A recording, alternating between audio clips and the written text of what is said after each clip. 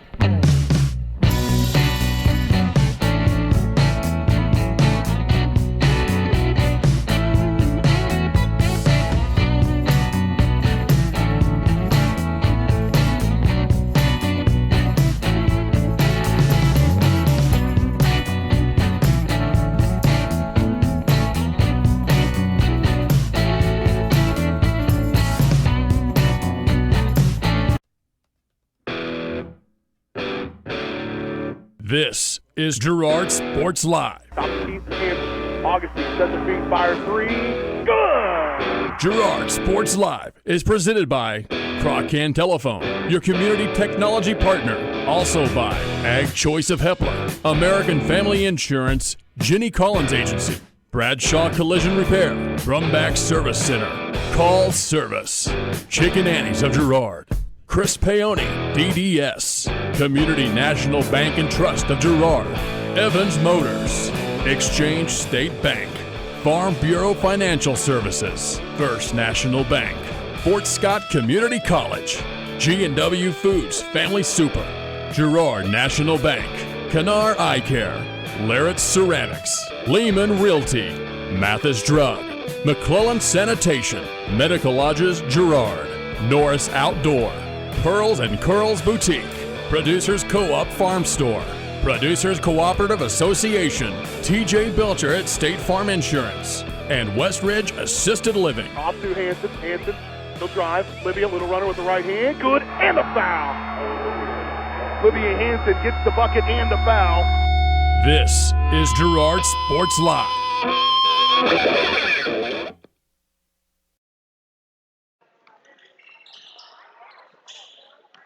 And good afternoon, ladies and gentlemen. Welcome back to Fredonia, Kansas, the side of this 2018 Wilson County Classic. We're on the final day of action here today. We've got a Consolation Boys game coming your way in just a little bit as the Girard Trojan Boys get ready to take on the Cherryvale Chargers. And then on the backside of our high school basketball doubleheader, we'll watch the Girard Lady Trojans try to become three-time Wilson County champions. They will also take up the number 5-seeded Cherryvale Chargers in their bid for that championship. Once again, good Saturday afternoon, ladies and gentlemen. BJ Harris with you. Alongside me is Josh Lettner as we settle in for another night, another afternoon, I guess, today of high school basketball here, our third consecutive trip to Fredonia. And so far been pretty good. Of course, the Girard Trojan boys trying to shake off a very tough loss last night to the Caney Valley Bullpups, a game where it was back and forth. Several lead changes in the first half. Trojans trailed by 3 at halftime, burst out in the second half, and built as much of a 7-point lead. That was at the end of the third quarter. So they go into the final quarter of play up by 7.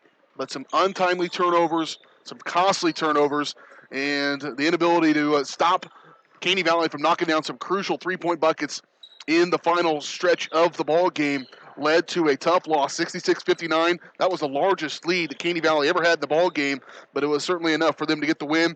They advance. They will take on Yates Center in the nightcap tonight for a Wilson County Classic Championship. But for the Trojans, Josh, the Trojan Boys, going to have to shake that pretty quickly. I have a short memory. We were here wrapping things up about 17 hours ago, and they had to go home, sleep, get up, get a little walk through this morning, and get back out here. Probably a good thing for them. But how do you regroup to get ready to go and try to at least end with a third-place finish here in Fredonia? Yeah, when you have a game like that, you really want to get back out on the court and shake it off as quick as possible. And the Trojans had to wait for a while after that loss to Pittsburgh High because of the weather earlier this week. And fortunately, even though they weren't fortunate enough to win last night against Caney, at least they get to come back out and have another whack at it today and then move into league play next week. But the Trojans, you know it was there. A couple things didn't go your way down the stretch. You didn't get some of the calls that you thought you should have got.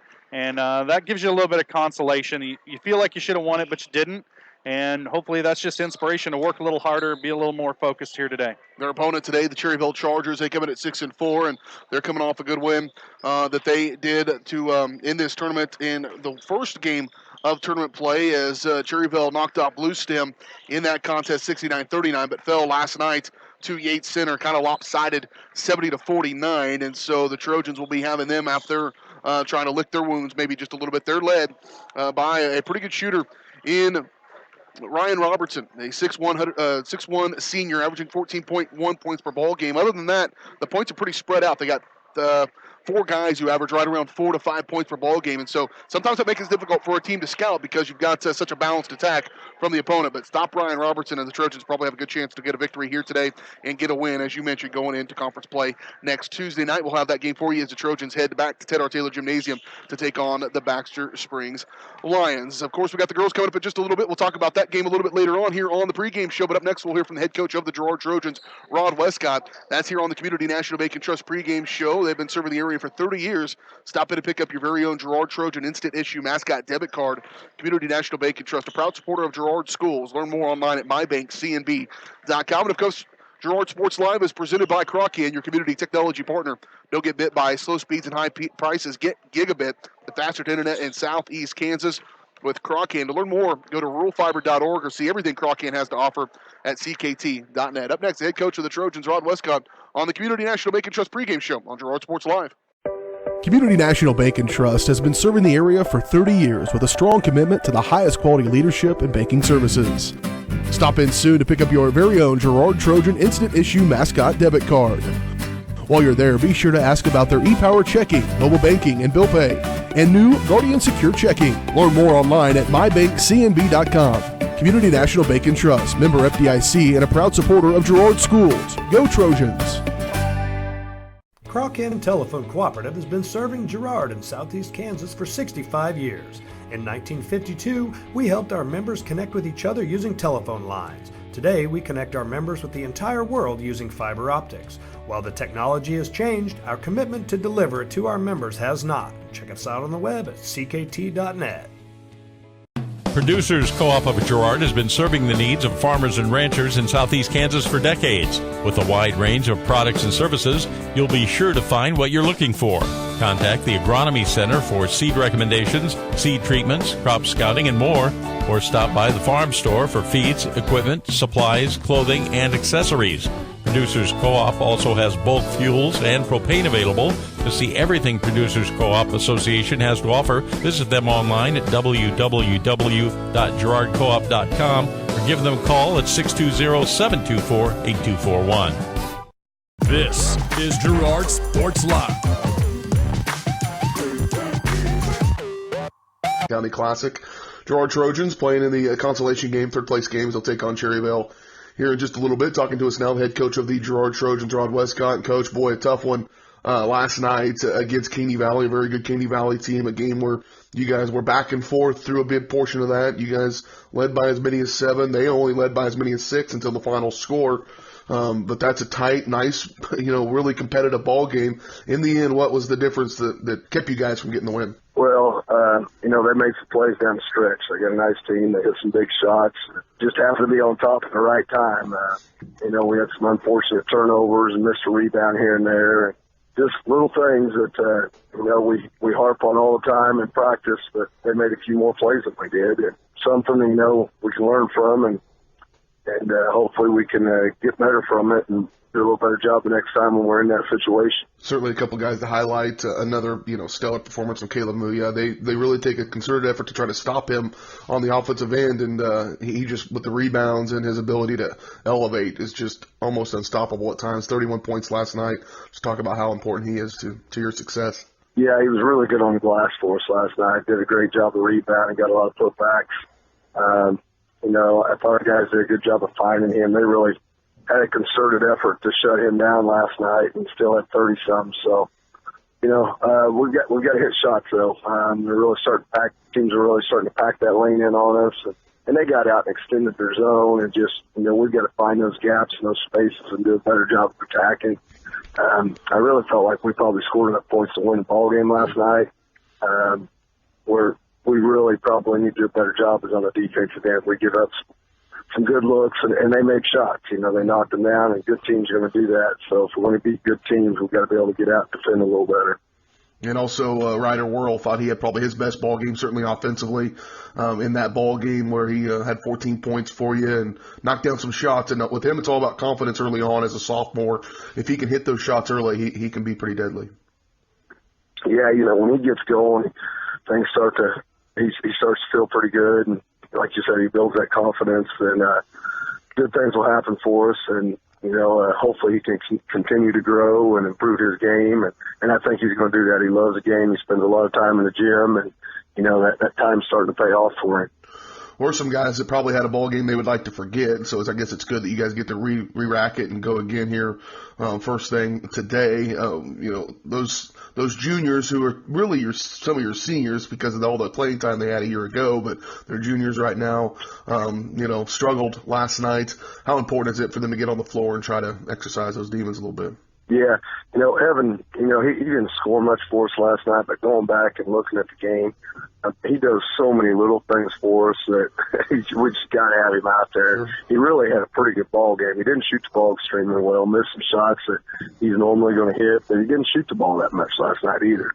But just his ball handling and his rebounding and defensively, we had him on their best guy. Right. And then we kind of switched him off on our second best guy and kind of switched him back and forth, and got in a little foul trouble with him. But he really had a pretty nice ball game. Did a great job on the defensive end for us. He ended up fouling out of the ball game late there, and we missed him late because I just feel like we're probably a little better when we get the 4 guards offensively than when we're going 3 guards and 2 bigs. But he had some good things for us. We've just got to continue to try to work and keep getting better. All right, we got Cherryvale then tonight here. What do you know of the Chargers? What do you expect of this ball game? Yeah, the kids are going to play hard.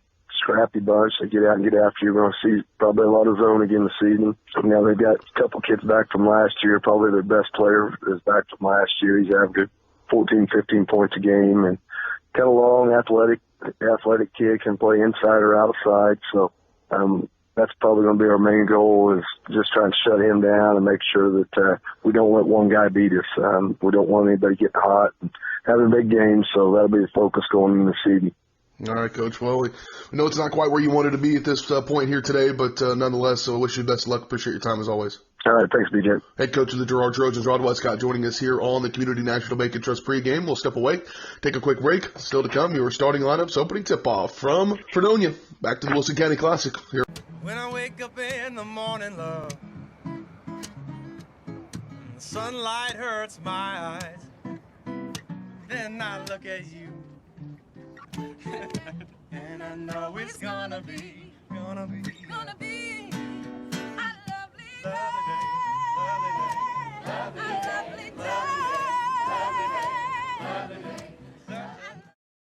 Ag Choice of Hepler is a proud supporter of Girard Trojan Athletics. Of course, Ag Choice has all the products you need to keep your crops growing, like fertilizer, crop protection products, and seed. But Ag Choice is also the first stop for keeping your livestock operation going, with a great selection of farm supplies, equipment, and quality feeds. To find solutions to all of your agricultural needs, contact Joe Murphy of Ag Choice of Hepler at 620-368-4347. Ag Choice of Hepler is a proud supporter of the Girard Trojans. This is Girard Sports Live.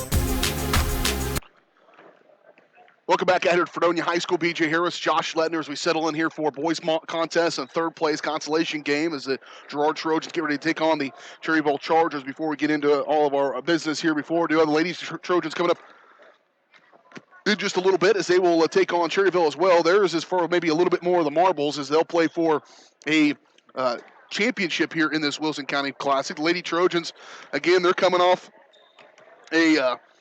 a win last night that they had a pretty good lead and kind of let some of that wane just a little bit. Maybe didn't end quite as hot as they started that game, but still able to get a double-digit victory. That is always good in a semifinal ball game, and so the Trojan ladies off of a 32-point performance from Sydney Crane, 19 points from Jada Valley, a career high for her in the ball game, and those 32 points put Sydney Crane just a little bit closer to what would be a 1,000 point mark as she needs 13 points here today to eclipse the 1,000, be a part of that 1,000 point club, which is pretty exclusive at GHS at any school, really. And so we'll be keeping track of that for her as we go on. Hopefully that does not affect her game today. I don't suspect it will. And she will be able to lead her team to a Wilson County Classic Championship and have 1,000 points for her career. That should be a lot of fun. Let's talk a little bit more about this ball game as we look at our keys to the game, brought to you by Fort Scott Community College. Fort Scott Community College has something for everyone. Students can take general education courses or complete an online associate's degree or certificate. Visit fortscott.edu or call 620-223-2700 for more information. Josh, for these boys and their keys to the game. Man, following up last night, you just want to see them start hot and shut the door early.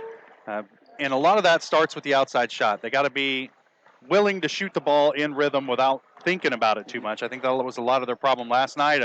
They think about it, form a committee, and then go ahead and take that three-point shot. I think tonight you catch and shoot. Don't think about it, just react. And most shooters there are way more effective when they're doing that. So I'm interested to see how the Trojans, how willing they are to shoot the ball early on in the game. Yeah, and Cherryvale is going to pack it in on a really tight zone, just like Neodesha did, so you're going to need to shoot that outside shot to loosen that up just a little bit. Let's take a look at our area matchups, brought to you by Bumper to Bumper of Girard, formerly Brenneman Auto Parts. Bumper to Bumper has been serving the Girard area since 1935. Come in and talk to my Uncle Willie and see if he can help you out with belts, Bosch brake pads, Wix filters, Timekin bearings, and so much more. Bumper to Bumper, 101 East Prairie Street in Girard. Some tournaments going on in Southeast Kansas as the Pittsburgh, this is the Frontenac Army National Guard tournament. Action in that one today as Heritage is playing William Chrisman in the championship game in that ball game. As far as an area team, Frontenac is playing in the fifth place game on the boys' side, that's his girls' side rather, and Nevada playing in the third place game. Fort Scott is playing Kansas City Turner in the seventh place game. On the boys' side of that tournament from Frontenac, the big one there is Nevada playing for a championship against Pacific. Southeast Kansas schools, Fort Scott playing in the fifth place game against Monette. Webb City playing Frontenac in the third place game. That's a really good one. It should be an interesting game there. And Riverton plays Wichita Independent in the seventh place contest in that one. And then across the state line over in Missouri, in Liberal, the Tony DeBray Classic. They'll play the championship games tomorrow, but the consolation or the winners bracket contest today is number 1 Lockwood against number 4 Liberal, and number 2 seed St. Mary's Colgan will play Galena. Both those chances looking for a chance to go to the championship game, which will be played tomorrow in Liberal. And then on the boys' side of that bracket, on the winner's side, Galena, number 1 seed, will take on the number 4 seed, the host team Liberal, and the number 2 seed, St. Mary's Colgan, will play the number 3 seed, Thomas Jefferson. That Colgan and Galena have played in the championship game of the Tony DuBray Classic numerous times, and we would suspect that may be the case again here today. Appreciate the help of Brenneman Auto Parts and Bumper to Bumper bringing us our area matchups. Time for your starting lineups, brought to you by Pearls and Curls Boutique. The Trojans will start this game in style, but nowhere near the level of style you'll find it. Pearls and Curls Boutique, a great new shabby chic boutique located next door to Sheer Expressions in Girard. See all the new rivals online at facebook.com/Pearls and Curls KS. First up for the Cherryvale Chargers, it will be, find that soon enough, I guess. Sorry for limited number 5, Zane Lance, 5'9", sophomore, averages 2.3 points per ball game. Number 15, Gavin Hooper, 5'10", sophomore, averages 5.6 points per ball game. And then back and forth they go. Number 21, Josh Cunningham, a 6-foot senior, averages 4.1. Portland Verge, number 23, averages 5.7 points per ball game. And I mentioned Ryan Robertson, number 30. Ryan Robertson, a 6'1" senior, averages 14.1 points per contest. And for the Trojans, they'll have Ryder World starting for them again. He had a very good ball game last night, a 14-point performance for him, probably a career high. 6 foot sophomore, averages 5.5. Ethan Goff, 6 foot senior, second leading scorer, 13.2. Caleb Muya, 6'3" junior, averaging 23.1. That's gone up since last night as he had a 31-point performance. And then also for the Trojans, it'll be Brett Ferguson, number 14, and Evan Troike, 5'10" junior, averages 8.8. Nobody happier to get back in action, I suspect, than Evan Troike. Just he had a great game, and Coach talked about it, but he wants to get back out there and try to exercise a little bit of that when he had a foul trouble that happened last night. Trojans will win the opening tip-off. Opening tip-off is always brought to you by our friends at Larrett Ceramics, 503 West Maple and Girard. To get creative with gift buying and get yourself a beautiful ceramic piece or even classes. Larrett Ceramics, call 620-724-8442. Turnover by the Trojans. I'll give it to Cherryvale for their first possession of the ball game as they'll move from left to right. Off left side for Hooper, 15 driving. He'll give it up, and here comes Muya. Tripped from behind a little bit, and he'll still stay on his feet. Shot no good. Rebound pulled out of there by the big fella. Number 44, Bryson Bennett, 6'3" freshman. Big fella down inside. Bryson Bennett. That dude right there has got the ball as a freshman. That can't be right. Maybe he had like 3 7th grades or something. Nope. Good night. Well, he has a better beard than I could ever imagine growing. I got to look at the roster. That can't be accurate. Well, that's just superior genetics. There's a chance that, well, be that as it may. A foul going to be called on the floor. That'll be called against number 23 for them in Cortland Verge, and he'll pick up his first team foul of this ball game. And shot no good on the opportunity there for the Trojans. They have him as a freshman. Well, okay. I'll have to take their word for it.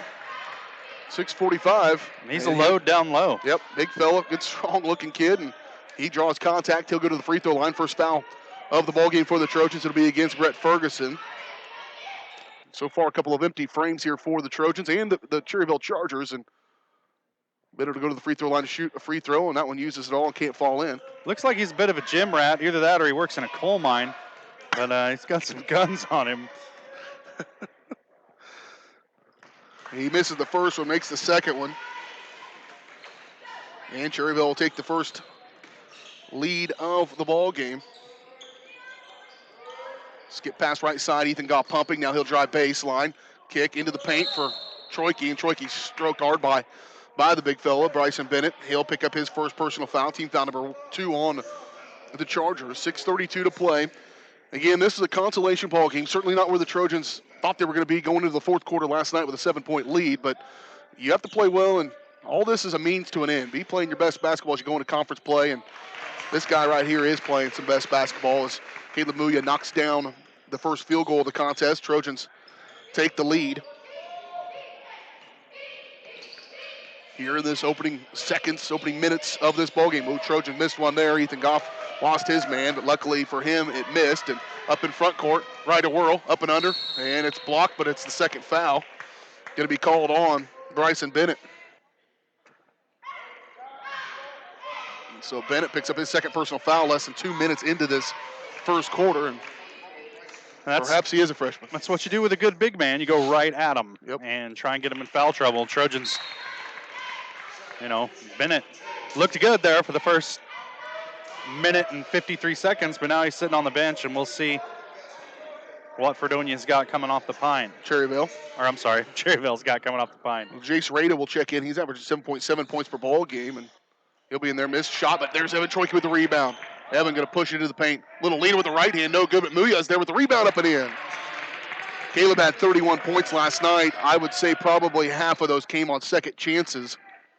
And close to half of them came on second chances as he got putbacks after missed shots. Some on his own, but dump off inside Rada. He'll be fouled from behind. That's going to be Whirl, I think. Ryder had a pretty good ball game last night. He had 14 points again. I think probably a career high for him or close to it. And the only thing about Ryder, and he plays like he's a sophomore, and so he's trying to get some of that varsity blood running through his veins, and needed him down the stretch in that fourth quarter. All the Trojans just kind of didn't have the guts to shoot those three-point buckets, and boy, they needed them. Yeah, and you can see Fredonia here early, like you said, packing it down in that zone, daring Girard to shoot from the outside, and they've yet to hit one here early. Jace Rada at the free throw line to shoot 2, and he knocks down both of them. Brett Ferguson sits down. Carter Doherty came in for him. Troike to the corner for a whirl. Back to Goff and move it back through Muya. Here's Goff, catch. Skip pass, Muya. Caleb right back to Goff. Up off inside, tried to go inside and knocked out of bounds. Trying to get it in for Carter Doherty, who had gotten pretty good position. Right now, Carter's the biggest dude on the floor, and he had worked his way down there working against number 22, Corbin Gustin. So Carter at 6'5", and Gustin at 6 foot. That's a good advantage that they had and a good matchup down low, and decided to try to work it to him, but it went out of bounds. It'll stay with the Trojans. Off to inbound for Girard. Throw it into Muya. Just throw it up high and have him go get it. Here's Troike. Back out. Goff. There's a shot by Goff. No good. We're knocked around and rebound pulled out of there by Rada. And here comes the Chargers. Controlled on the right side for Cortland Verge. Back off left wing. Pull the trigger on a 3. No good. Off the rim. On the take by Josh Cunningham. And now up in front court. Running the floor. Carter Doherty can't get it to go, but he'll go to the free throw line to shoot 2. Fella rumbling and stumbling down the floor. Carter going to the free throw line. He was already three quarters of the way there when that thing started. So 64% free throw shooter for Doherty.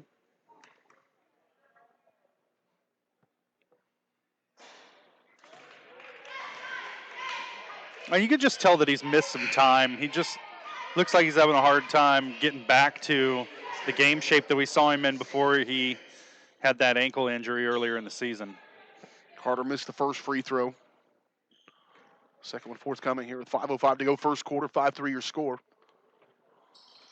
And the next second one does go down.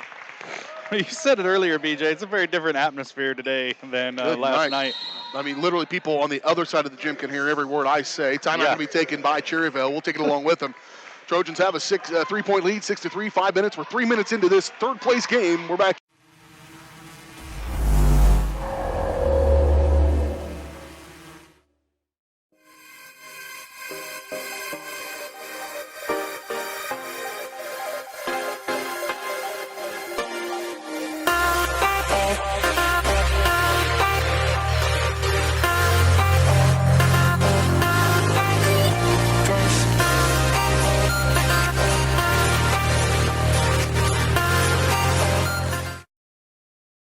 This is Girard Sports Live.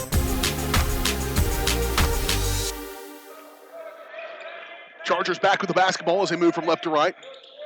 Those blue jerseys with white numbers.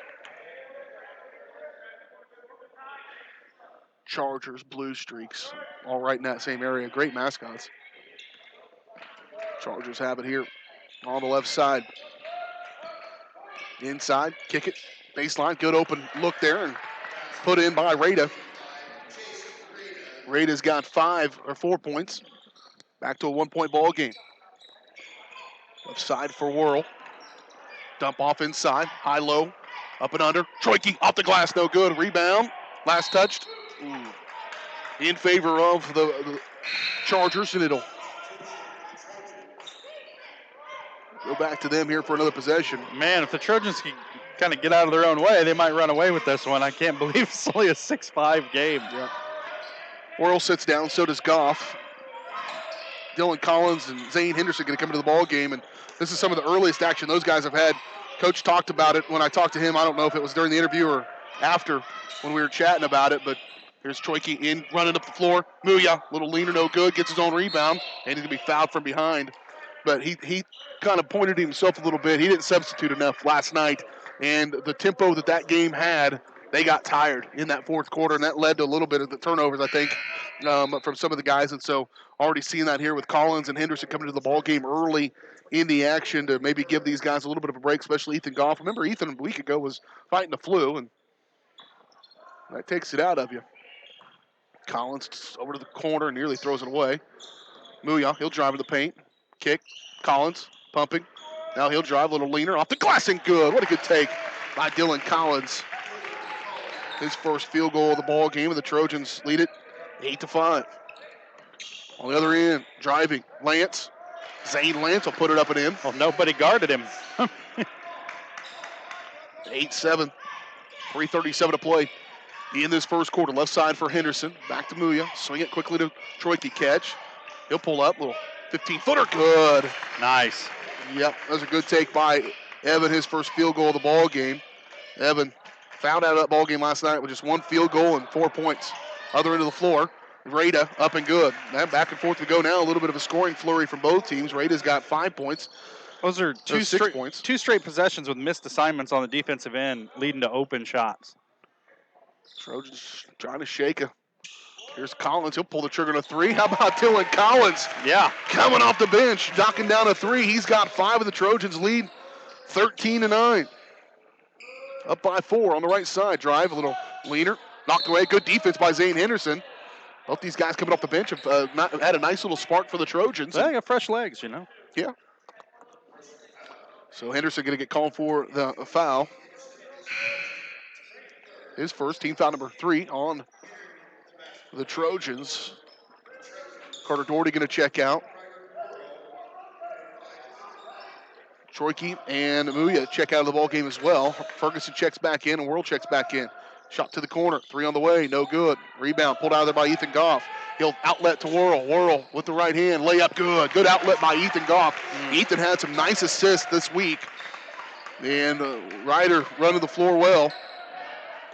He's got 3 in the ball game. Trojans lead by 6. There's Rada. He's having himself a pretty good first quarter. He's got 8 points. And here come the Trojans on the other end of the floor. 2:21 to play in this first quarter. Opening quarter of the consolation game. Dylan Collins thought about it again. Here's Goff. Now he will pull the trigger. That was off the mark. Knocked around. The rebound pulled out of there by the Chargers' Zane Lance. Onto the floor, going the other way. Rada down inside. Trojans got to recover quicker. Good defense by Dylan Collins. Rebound by Henderson, and here come the Trojans. Worrell up to Goff. Left wing. He'll pull up. Little 10-foot bunny in the lane. Rattles it in. Just good for Ethan to get a bucket to go here early in this going. You'd like that 3 to go. Ethan, only 3 points, and that was off one field goal he made in the fourth quarter of the game. And the Chargers going to turn it over back to the Trojans. I didn't see what happened there. Muya and Troiki both with short breaks on the sidelines. Henderson and Collins will come to the sidelines. They did a nice job on the offensive end. Coach goes to work showing them a few ideas on the defensive side of the ball. Here's Muya. He'll catch. He'll put one up. That goes in. Nothing but his right hand was pointed at the basket. Everything else was facing away from it. He's got 6. Trojans. He knows where it is. Lead by 8. It doesn't move. It's always there. There's another turnover. They're going to say it was tipped by the Trojans, so it'll stay with the Chargers. Minute 18, first quarter. Saturday afternoon basketball from Fredonia, Kansas. The Wilson County Classic. Trojans. Good block there by Brett Ferguson. Tough break against Brett. That dude, he just does not buy breaks. I don't know what it is about Brett, but he gets, if it's a chance for a foul, he gets the call. He must have like "Calling on Me" written across his forehead or something. That was a pretty clean block. It looked like it. He swept across, and sometimes they'll... Yeah, sometimes if you're emphatic about it like that, you'll get the foul called, whether or not it is a foul.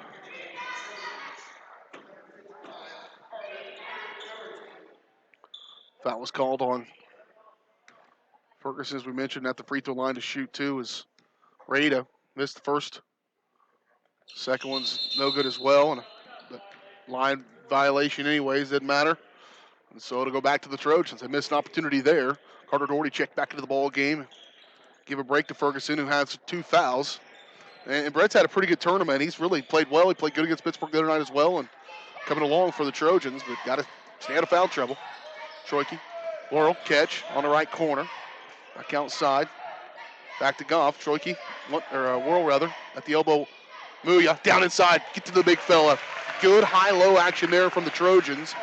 Carter gets the bucket. He's on the board from the field goal.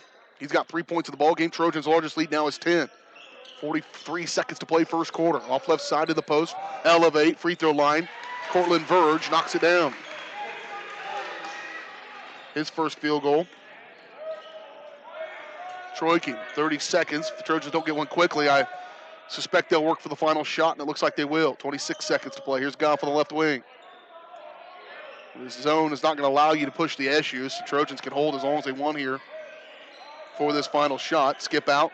Goff on the near side and wide open, but it wasn't quite time to take that shot. Here's 10 seconds. 8, 7. Watch that clock to the right of your screen. Troike, 3 seconds. They got the play they wanted. They got the look they wanted, and then they did not quite get the result they wanted on the three-point bucket, but it was a good play nonetheless, and that's the way we'll end the first quarter. 21-13, Trojans lead by 8. They led by as many as 10. We're back in 1 minute. You're watching Trojan Basketball on Girard Sports Live. For more than 20 years, Call Service has been serving Southeast Kansas. Right now, Call Service has a huge selection of hand-cooked tires, including hand-cooked Dynapro ATM. Farmers and ranchers trust Call Service as their trucks crisscross Southeast Kansas, providing on-the-farm tire service daily. Plus, Call's is the first stop for lube and oil changes. Get back in the game with your new set of hand-cooked tires, never halfway. Available now at Call Service. Check them out online at callservicellc.com or call 620-724-4121. For over 80 years, Evans Motors has provided some of the best handshakes in the four-state area. No matter what type of handshake a situation calls for, Evans Motors will guide the hand into its proper position with the correct amount of pressure. Risky handshakes, classic handshakes, or something in between, Nate and Eddie have an arsenal of shakes, roughly umpteen. So the next time you want an optimal handshake, come to Evans Motors in Pittsburgh. This is Girard Sports Live.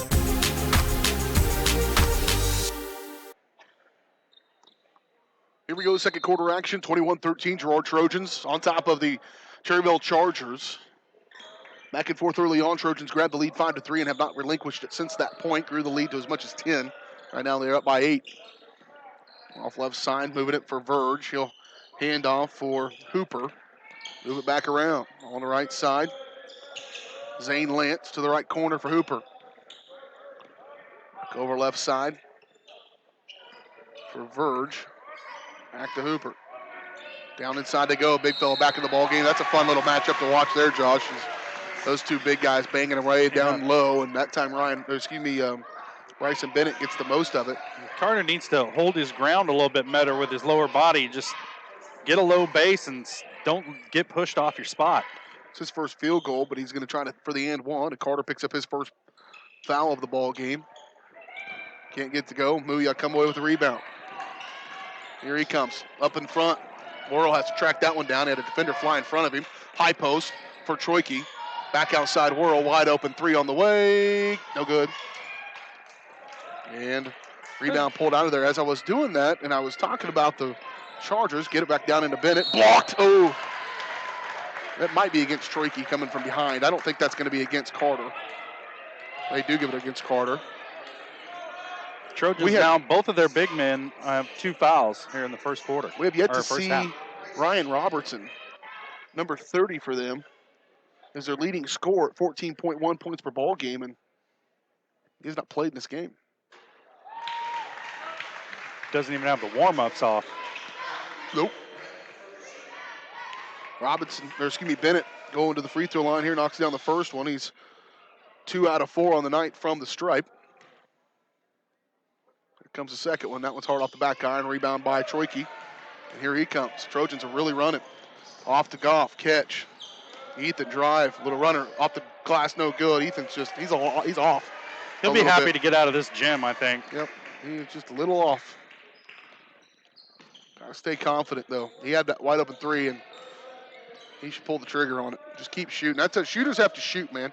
You got to shoot when you don't make them and shoot when you do, and they'll come to you. There's a shot no good off the elbow from Verge, and here come the Trojans again. They're going to run the wheels right off this Cherryvale team. Will the Trojans, especially if they keep subbing, keeping guys fresh. There it is. There's that three from Goff. No good, but rebound Muya, and he'll slide right past the defense up and in. Caleb's picking up right where he left off. He's in double figures already with 10 points. And the Trojans lead at 23-16. Dump off inside. Bennett again getting past the defense. Trojan got to draw something up for that fella. Yeah, he's just getting real good position down low. Top of the key for Troika. Suddenly a 5-point game. 10-point game at one point. They'd cut that lead in half. Evan, he'll cross over. Kick back. Goff. Over to Whirl. High post for Muya. He'll face up. Pull up. Off the glass. No good. Gets his own rebound. That one's no good. Rebound pulled out of there by Bennett. I think all the Trojans will be glad to get out of this gym. Shot up good on the other end. Trojans do not get back on defense. And here comes a timeout from Coach Westcott. Girard got caught sleeping a little bit defensively, and Coach wants to wake him back up. 30-second timeout. We'll take it. We're back at 30. You're watching Trojan basketball on Girard Sports Line. Girard National Bank brings you community banking at its best. Family owned and operated for over 80 years, Girard National Bank is committed to providing their customers with the highest quality financial services in a friendly and personal way. Whether you require personal, business, or agricultural services, Girard National Bank is big enough to handle all of your banking needs, yet small enough to provide you with that personal touch you've grown to expect from a community bank. Girard National Bank is a proud supporter of the Girard Trojans. Equal housing lender, member FDIC. Learn more at gn-bank.com. This is Girard Sports Live. Muya will have it as we come out of the break, moving from right to left. 23-20, 5:18 to play in the first half. Trojans lead by 3, but they led by as many as 10 late in the first quarter. They let that lead kind of slip away a little bit. Right now holding on to one possession ball game. Zane Henderson and Dylan Collins about to back in the ball game. They give a break to Whirl and Ferguson down inside Muya. Shot up good and the foul. Caleb Muya just fights through. And he'll go to the free throw line to try to complete the three-point play.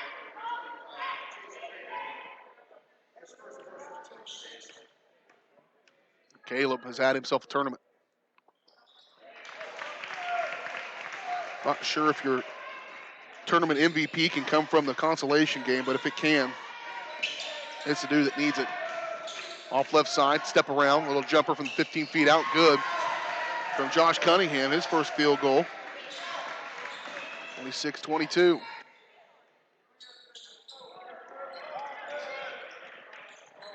They didn't give them their points on the scoreboard. Yeah, the scores table's been pretty lackluster at this tournament. Might be the same two they're doing every game. I don't know if they're getting wore out or what. Off right side for Henderson. Elbow. Booyah. Troika. 3. No good.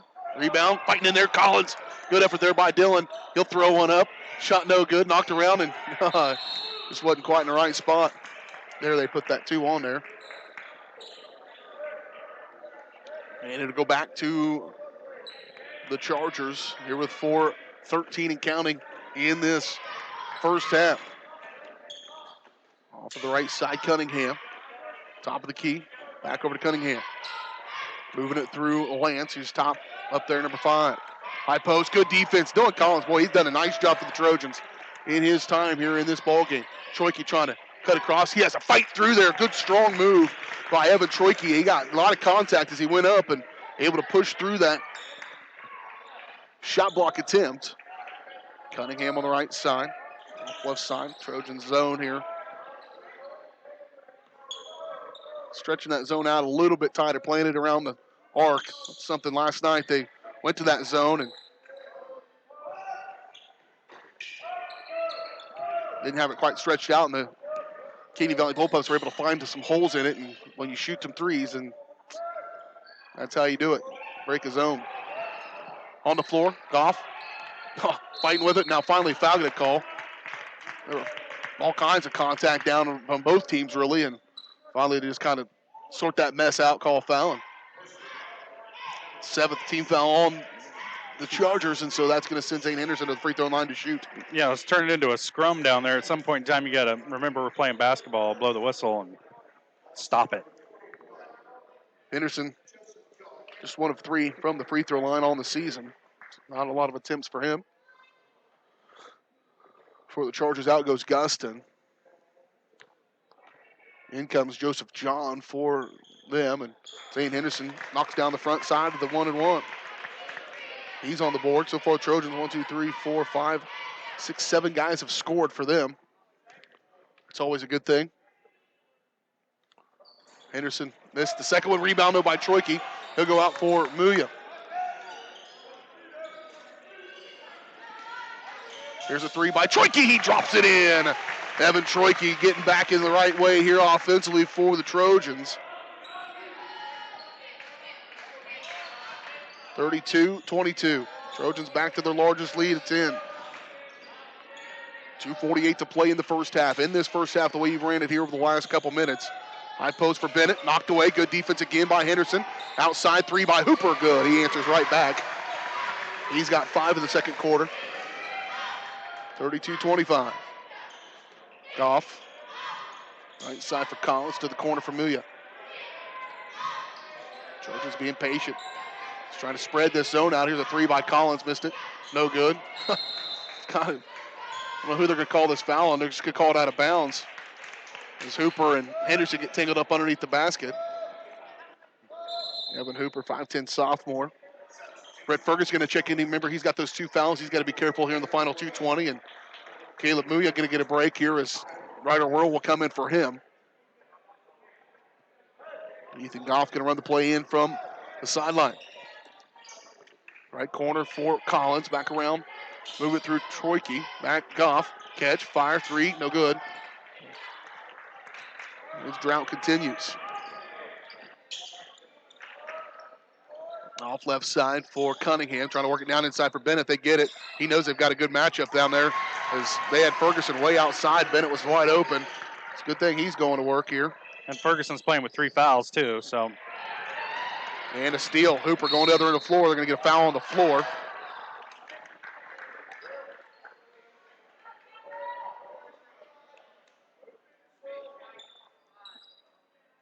And that's going to send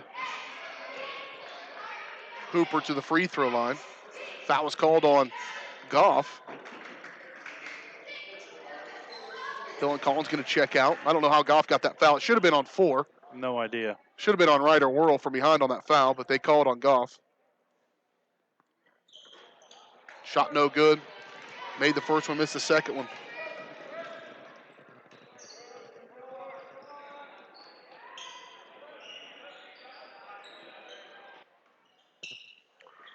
Trojans with it, pull up, little baseline jumper by Goff, no good, knocked around, and Worrell going to come away with it, top of the key. Off to Muya, left wing, Caleb, he'll drive, now pull back. Off to the right side for Goff. Worrell, catch, the zone, come out and get him.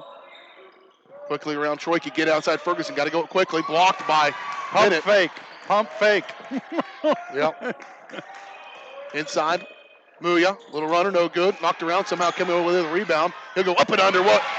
Got that little English spin on it. That's pretty impressive. 34-27. Under a minute to play now here in this first half. Jordan should make halftime show come your way in just a little bit. We'll recap this one. Get your halftime stats. Talk about that girls game. Ladies playing for a championship later on today, right here on Girard Sports Line. Off left side for Hooper. Into the paint for Bennett. Muya's there. Push on him. That help needs to come over there from Bennett.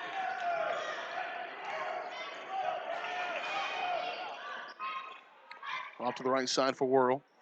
Back around for Goff. High post for Muya.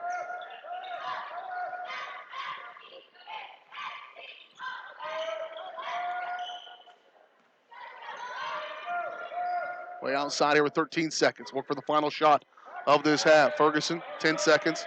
Caleb running a play here to try to get him open. There it is, alley-oop play. There's Muya just going to put one in. He wanted to alley-oop, but he kind of off the mark, and he lays it up and in, and that's the end of. Oh! Half-court shot. Oh, three-quarter court shot. Shot there, up and good. For, who was that? 21, Josh Cunningham knocks it down at the buzzer. Only bucket of the game. And the Trojans, that's the way it's going to be right now, 36-30. Here at halftime, 36-30, your score. Trojans lead it by 6 At the break, we'll talk about it next here on the Girard National Bank Halftime Show. Girard National Bank, bringing you community banking at its best. Girard National Bank is committed to providing customers with the highest quality financial services in a friendly and personal way. Personal, business, or agricultural needs, turn to Girard National Bank. Girard National Bank Halftime Show starts next right here on Girard Sports Live. Girard National Bank brings you community banking at its best. Family owned and operated for over 80 years, Girard National Bank is committed to providing their customers with the highest quality financial services in a friendly and personal way. Whether you require personal, business, or agricultural services, Girard National Bank is big enough to handle all of your banking needs, yet small enough to provide you with that personal touch you've grown to expect from a community bank. Girard National Bank is a proud supporter of the Girard Trojans. Equal housing lender, member FDIC. Learn more at gn-bank.com. Farm Bureau is proud to support Girard High School student athletes. At Farm Bureau Financial Services, their #1 goal is to make insurance simple. Agents Judd Sasho, Lori Johnson, and Lisa Sasho take pride in educating their clients and members so they are able to make the best decisions. There's a lot of information out there, and at Farm Bureau, they can explain it in a way that relates to you so you can apply it to your life, family, farm, and future. To learn more, contact Judd, Lori, or Lisa at 620-724-4213. Go Trojans! G&W Foods is the one-stop shop for everything you need to feed the family. With a great selection of quality, fresh, and delicious foods, you're sure to find something to satisfy every appetite. With friendly and knowledgeable staff, the folks at G&W Foods can help you find what you need so you can get in, get out, and on your way with your day. Plus, don't forget G&W Foods for the great daily lunch specials. Open 7 days a week. Check out their weekly Facebook-only specials. The G&W Foods family super wishes the Girard Trojans the best of luck. If you're in the market to buy or sell a house, land, or commercial space, look no further than Lehman Realty. Locally owned and operated, Jason Lehman and his staff are ready to meet the needs of every client. When it comes to your listing, you can trust that Lehman Realty will take the time to get to know you and your property. Lehman Realty is a proud supporter of Girard Trojan Athletics. Learn more at www.lehmanrealty.net. or call Jason at 620-724-8020. Norris Outdoor has a huge selection of quality billboards spread throughout southeast Kansas, giving you the ability to put your business in front of thousands of customers daily. But did you know? Norris Outdoor can also be where you get your next digital sign for your business, school, church, or sports venue. Norris Outdoor Signs is now a distributor of Sky Slate digital signs, giving you direct from the manufacturer pricing and giving your business a brand new look with high-resolution. The Producers Co-op Farm Store is committed to making your life easier by supplying you with the things you need for your farm and home. As always, the Producers Co-op Farm Store has a great selection of farm and ranch supplies, including pet supplies, ranch and corral building supplies and equipment, automatic waterers and feed bunks, tack, dog food, pet and animal health supplies, workwear, boots, and much, much more. Come in and check out the great deals on lots of new merchandise as well. Proudly serving Girard and the surrounding area, and proud to support the Girard Trojans. Mathis Drug Store Incorporated has a proud Girard history of more than 50 years. Glenn and Karen Mathis took over the store in 1983 from Glenn's father and have been providing outstanding customer care and service since. At Mathis, they know their customers by name and value their support. Primary goal is to provide fast, accurate, friendly service. Mathis is a full-service pharmacy that accepts most insurance plans and supports competitive cash pricing. Mathis Drug Store, a proud supporter of Girard High School student-athletes. This is Girard Sports Live.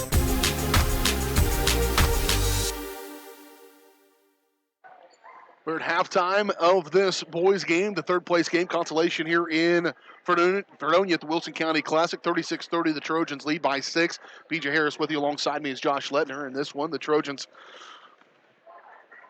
have pretty much led throughout. We'll talk about it here on the Eye on the Game, brought to you by Kennar Eye Care, thanks to the support from their community. Kennar Eye Care has nearly doubled their space and extended their hours with locations in both Pittsburgh and Girard. Kennar Eye Care, the clear choice. Call 620-235-1737. The Trojans trailed early, 1-0. Then they got the lead right away, 2-1. 6:23 mark is when they led for the first time. Cherryvale took the lead briefly. Girard grabbed it right back, led 5-3, and have not relinquished the lead since that point. Grew the lead to as much as 10 in the first quarter, and they led 21-11. We led 21-13 at the end of the first quarter. Into the second quarter, they kind of let that lead slip away a little bit. It got down to as close as 4, 26-22. As close as 3, rather, 23-20. And then the Trojans stretched it back out 32-22. They led by 10 again. And then down the stretch, they grew that lead. They were up by 9 for a moment. And then a three-quarter court shot at the buzzer by Josh Cunningham pulled them to within 6. And right now that's where we sit, 36-30. The try on the game brought to you by Canora Eye Care. Let's take a look at your halftime stats. Halftime stats brought to you by Exchange State Bank, one of the oldest banks in Southeast Kansas. Exchange State Bank is proud to be locally owned and operated, providing quality customer service, online banking, bill pay, mobile banking, and more. At Exchange State Bank, you're not just dealing with bank employees, you're banking with your friends. Learn more online at esbks.com. First up for the Chargers, 9 points from Jace Radin, 9 points from Bryson Bennett. He's been the issue for the Trojans, just trying to find an answer for him. 5 points from Gavin Hooper, 3 points from Josh Cunningham, 2 points from Cortland Verge, and 2 points from Zane Lance for the Chargers. For the Trojans, right now, leading the way is Caleb Muya with 15 points for Girard, 7 points for Evan Troike, 3 points from Carter Doherty, 3 points from Ryder Whirl, 5 points from Dylan Collins, good first quarter for him. 2 points for Ethan Goff and 1 point for Zane Henderson. Collins and Henderson coming off the bench. They don't get a ton of playing time, but making the most of it today, doing it on both ends of the floor. And so far here at halftime, Trojans have 7 guys in the scorebook and hopefully can continue to do that. No reason why they shouldn't win this ball game. I think I'd say top to bottom, they are the better team, but got to play like it throughout the entire game and can't let the big leads get trimmed away by being a little lackadaisical down the stretch of quarters, and that so far has been some of the issues they've had in this tournament. Right now they lead it, though, 36-34, 0-7 to play in this first half. Do have a girls game coming up in just a little bit. The Lady Trojans will take on the Cherryvale Chargers. We'll talk more about that when we come back here on the Girard National Make Halftime Show on Girard Sports Live. McClellan Sanitation is a proud supporter of the Girard Trojans. McClellan Sanitation is also proud to have been serving Girard and the surrounding area for decades. McClellan Sanitation offers residential, commercial, and roll-off services. As a locally owned and operated company, owners Dave and Candy McClellan and their employees are dedicated to providing the highest quality customer service. To learn more, call McClellan Sanitation at 620-724-8486. McClellan Sanitation wishes the Girard Trojans the best of luck this season. Are you in need of post-surgical therapies for yourself or a loved one? The employees of Medical Lodges are here to care for you. With over 50 years of serving the community, they pride themselves on having the therapy experience you deserve. In fact, Medical Lodges is the first healthcare company in the United States to be 100% employee-owned. So when you're at Medical Lodges, you're part of the family. Stop by one of their homes today and feel the Medical Lodges difference. For more information, check out medicallodges.com. Paoni Dental is a proud supporter of the Girard Trojans. Chris Paoni DDS offers exceptional dentistry for all ages in a friendly atmosphere. In fact, Chris Paoni has been caring for smiles since 1993. No wonder so many Trojan fans look so good. Paoni Dental offers preventative care, Invisalign, whitening, bridges, crowns, and more. Stop by today and ask about the all-new CEREC dental system, offering same-day crowns, start to finish, right there in the office. To learn more, visit them at 106 South Ozark in Girard or go online to paonidental.com. G&W Foods is the one-stop shop for everything you need to feed the family. With a great selection of quality, fresh, and delicious foods, you're sure to find something to satisfy every appetite. With friendly and knowledgeable staff, the folks at G&W Foods can help you find what you need so you can get in, get out, and on your way with your day. Plus, don't forget G&W Foods for the great daily lunch specials. Open 7 days a week. Check out their weekly Facebook-only specials. The G&W Foods family super wishes the Girard Trojans the best of luck. This is Girard Sports Live.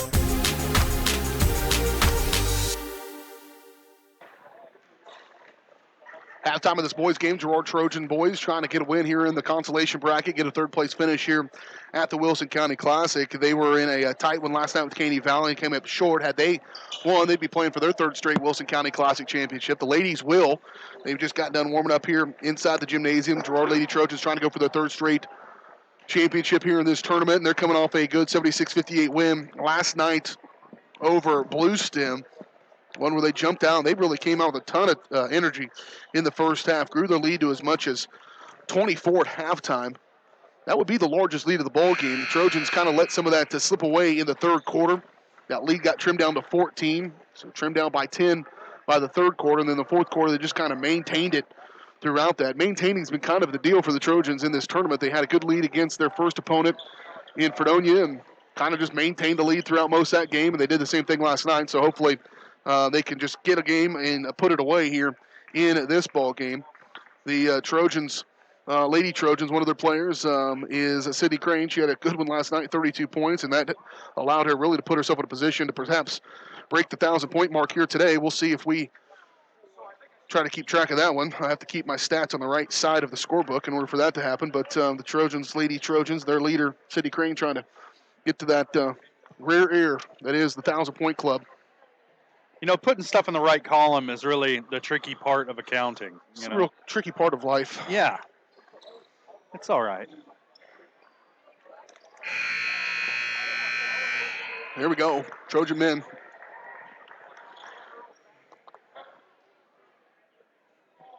I don't think any doubt, except for one location perhaps, Trojans match up much more evenly, but big fella down inside, Bryson Bennett, has been hard to handle for the Trojans, and he's been to the free throw line a lot, and they need to figure out an answer for him inside the paint on the offensive end of the floor for them. High post for Muya.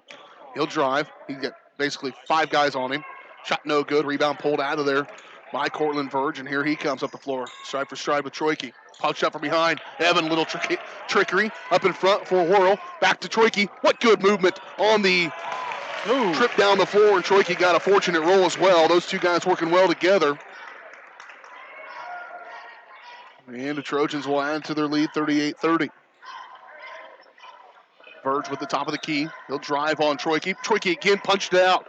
Well, Evan figured something out. Him and Whirl going to go back to work again. Ryder off the glass and good. Evan is taking advantage of Cortland Verge. Now a timeout's going to happen, and they're going to say, who else wants to bring the ball down the floor? Yeah. On this timeout. It's a 40-30 your score. Girard Trojans in front here. We're back in action next Tuesday. We'll have you every game. We cover all the games. We come to all of them. Not just the ones that are convenient. We come to all the games. 40-30, the Trojans lead here in this one. We'll have it back in action next Tuesday as the Trojans take on Baxter Springs. They've already seen the Baxter. Trojans got a sweep over Baxter in their meeting down there in Cherokee County, and now Baxter comes in here. The Lady Lions, I think, have improved fairly dramatically since we saw them in that first meeting, and so the ladies will have their hands full, hopefully coming off of a Wilson County Classic Championship. But our pregame coverage will start around 5:30. Tip-off set for 6 o'clock in that one. That boys game was very competitive as well. And I suspect we'll see the same out of them for that one. That kicks off CNC action. We'll take a hiatus from CNC action on that following Friday as we head up to Bourbon County and take on the Tigers. Trying to jump that pass. Trojans coming out with that same kind of tenacity defensively that they did out of the locker room against Neodesha that led to a good advantage, and Evan Troike's kind of led the way. Evan's going to throw one up for Muya. Had to change it. Brett Ferguson fading away, no good. And out of bounds, or back to the Chargers. The good recovery by Cherryvale, because they could have easily given up on that, and that would have been pretty cool to watch. But here's Hooper, a 3, good. Trojans left him wide open. Man, this killed him at this tournament, covering the outside shooters, or not covering the outside shooters. Hooper's got 2 threes in this ball game. 6:19 to play third quarter, 40-33. Goff to Muya. Caleb back out. Goff. Here's Troike. He'll set and fire 3 on the way. Good. Evan Troike starting to pull the trigger a little bit more. Evan has 12 points in the ball game. He's got 2 threes in this contest as well. And Trojans back in front, matching their largest lead again at 10. And he's shooting them in rhythm. He's catching and shooting. Off left side now for Hooper.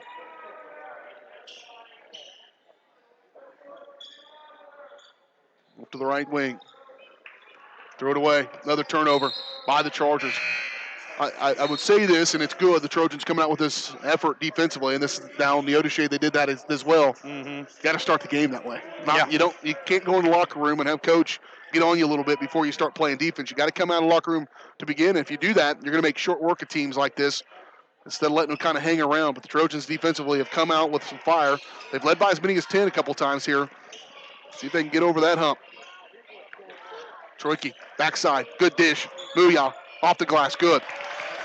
He is almost automatic. 17 points for the ball game for Caleb. 5:21 to play third quarter. Girard up. Now their largest lead is 12. Another steal by Troiki. And stolen right back away from him. Going the other way. Top of the key. Joseph John with it. On the right wing now. Cunningham. He knocked down a three-quarter court shot at the buzzer. Got the bank, the rattle, and everything on it, too. He's got it holding right there in front of Ryder Whirl. Cunningham driving, kick. Joseph, John. It was a good look. No good. Here come the Trojans. Muya will isolate on the right side. He'll kick back around. They'll reverse it. High post. Carter Doherty missed it. Somehow it ended up in the hands of Muya, fortunately. And a foul going to be called. That'll be his third on Bryson Bennett. His third personal foul. And he'll check out of the ball game. I literally can't grow a beard. I can't do it. I've tried. Can't do it. You got the little soul patch going on. Dude's 15 years old. Maybe 16. Got a little chin music. Top of the key for Goff. High post, or down inside rather, for Troiki. He'll kick back out for Muya. Caleb wanting to get it down inside for Carter. He's banging in there kind of front and back on him. Skip pass right side for Troiki. No look. Down inside. Doherty can't finish, but Muya nearly can. He can't get it. He'll get it again. A couple rebounds. Padding his stats. Shot no good. And a rebound pulled out of there by Verge for the Chargers. Here's a three by Cunningham. That's much closer. Much easier, right? For Cunningham. He's got 2 threes in this ball game. 45-36. Just can't quite shake him, can they? Muya, he'll drive up with the left hand, and a foul. Caleb Muya knocks it down. He elevates like that, and I don't know, what are you thinking you're going to block that? I mean, if you had a broomstick. Yeah. Step ladder, drone. You might be able to knock that one out of the air. Time not going to be taken by Coach Westcott. We'll take it along with him. 47-36, 11-point lead for the Trojans. We're back in 30. You're watching Trojan basketball on Girard Sports Live.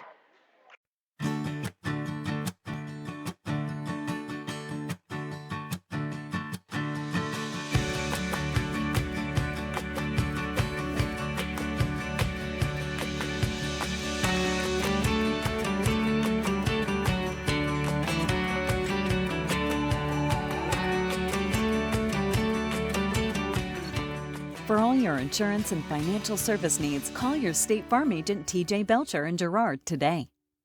This is Girard Sports Live.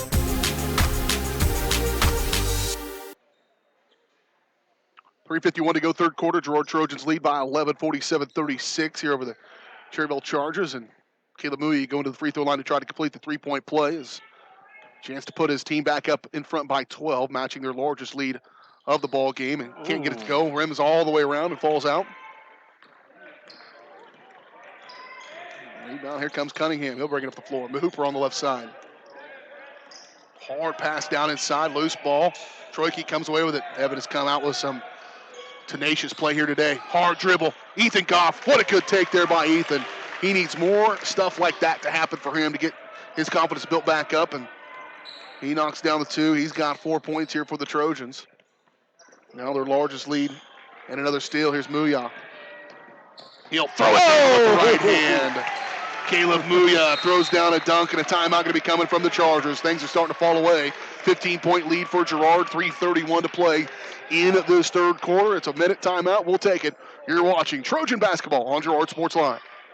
The Producers Co-op Farm Store is committed to making your life easier by supplying you with the things you need for your farm and home. As always, the Producers Co-op Farm Store has a great selection of farm and ranch supplies, including pet supplies, ranch and corral building supplies and equipment, automatic waterers and feed bunks, tack, dog food, pet and animal health supplies, workwear, boots, and much, much more. Come in and check out the great deals on lots of new merchandise as well. Proudly serving Girard and the surrounding area, and proud to support the Girard Trojans. Mathis Drugstore Incorporated has a proud Girard history of more than 50 years. Glenn and Karen Mathis took over the store in 1983 from Glenn's father and have been providing outstanding customer care and service since. At Mathis, they know their customers by name and value their support. Primary goal is to provide fast, accurate, friendly service. Mathis is a full-service pharmacy that accepts most insurance plans and supports competitive cash pricing. Mathis Drugstore, a proud supporter of Girard High School student-athletes. This is Girard Sports Live.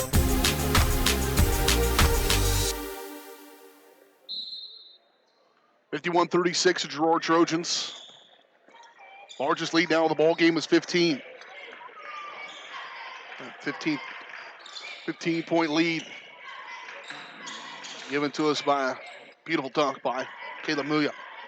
Hooper with it, just left of the circle now off left corner for Verge, throws it down in there, and it has been turnover after turnover here for Cherryvale in this third quarter. And a lot of that is caused by the good defense by the Trojans. That time, a little careless with the basketball again. There's Evan Troike again. He's going to have about... Let's get a dunk here. They'll lay it up with the right hand instead. Running out in front, Caleb. He's probably run about 3 miles here. 23 points already here in this ball game. Down inside, they get past there, and a foul going to be called on Ethan Goff. Ethan will pick up his second personal foul. 3:36, Trojans lead at 2:27 to play in the third quarter. It's actually only his first personal foul, but he's got one for Ryder, so. He didn't get called on it anyways. Brett Ferguson did. Poor Brett. He even gets fouls that weren't his called on him. That's good. Last time down the floor, he got a steal even though he was on his hands and knees, so, you know. Right. Collins will have to check out of the ball game for the Trojans. Ryder World going to come back in for him. And coach is pointing it out now that Ethan Goff should have got that foul. And now they're going to have to bring Brett out of the ball game. And a foul going to be called against the Chargers, knocking Troike to the ground. And they're going to call it on Corbin Gust. And coach went over and said, hey, that was on 5. And the official just shook his head. And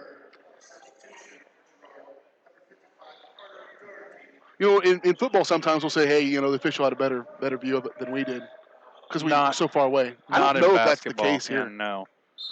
There's been several occasions in this tournament where I've wondered if they... Well, there's a three-point shot last night that they gave Caney Valley that was a big one that really hurt the Trojans that was not a three-point bucket. No, he was a foot inside the line. Right side, move it back around. Here's Troike.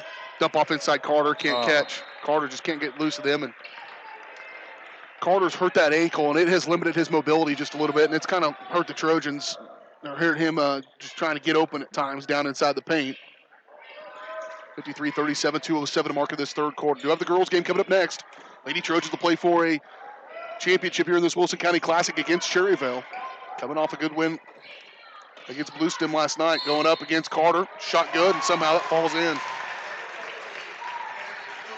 Carter will pick up his third personal foul. So Brett Ferguson, even though I think Brett was the recipient of 2 fouls that were not him, at least one that just happened, he's got 3, and so does Carter. So you're right, the big man down inside fighting some adversity there for the Trojans. Then Hooper got the first one, got the and one. He's got 11 points for Cherryvale. They're not going to go away. 53-40. Ethan. Back around Troike. High post Muya. Caleb. Fighting with it. Throws it out. Goff. Troike sets his feet. Fire 3 on the way. No good. Rebound. Troike comes away with it. He'll elevate. Little 5-footer in the lane. No good, but he's fouled. And Evan will go to the free throw line to shoot 2. I really enjoy the aggressiveness that Evan Troike has brought today. And you know, as much as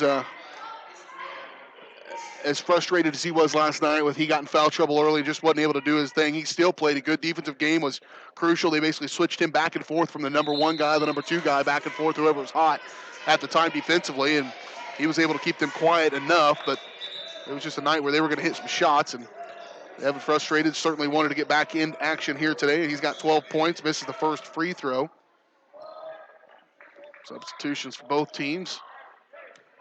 As Carter will sit down. Collins checks back in for him, and Troike missed the first one, made the second one. Now Caleb Muya, the lone height out there on the court for the Trojans. And they got the big fella down in there, and Bryson Bennett is playing with 3 fouls. There's that rebound by Muya, but then stolen away by Bennett. Back outside. Elbow, shot up, no good. Rebound Muya. Caleb pull it down, and a foul going to be called against Cortland Verge, and that's one of those where you don't want the foul. Trojans had a fast break going, and they were out and running. And it's his second for Verge. Minute 13 to play in this third quarter.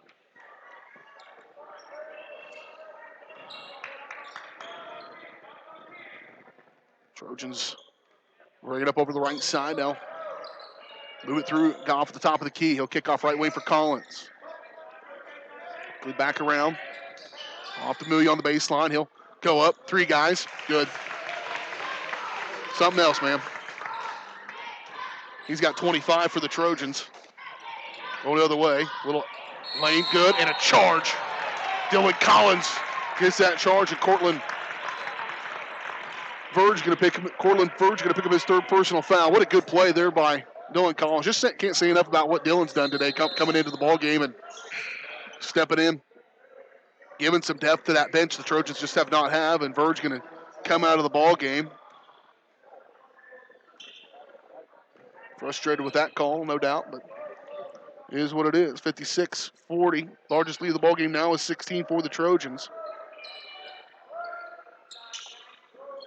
They can work for the final shot here with this third quarter. Take care of the basketball. High post for Troike. He'll drive, kick, catch, fire. Dylan Collins, 3, no good. And knocked around, pulled out of there by Cunningham. And he'll push it up the floor. Troike from behind, steals it, throws it out front for Caleb Muya. Caleb throws it down with 2 hands. Defense. Troike's defense led to that one. And a finish by Muya. 58-40, 18-point ball game suddenly. 3 seconds to play. Cunningham walked with it.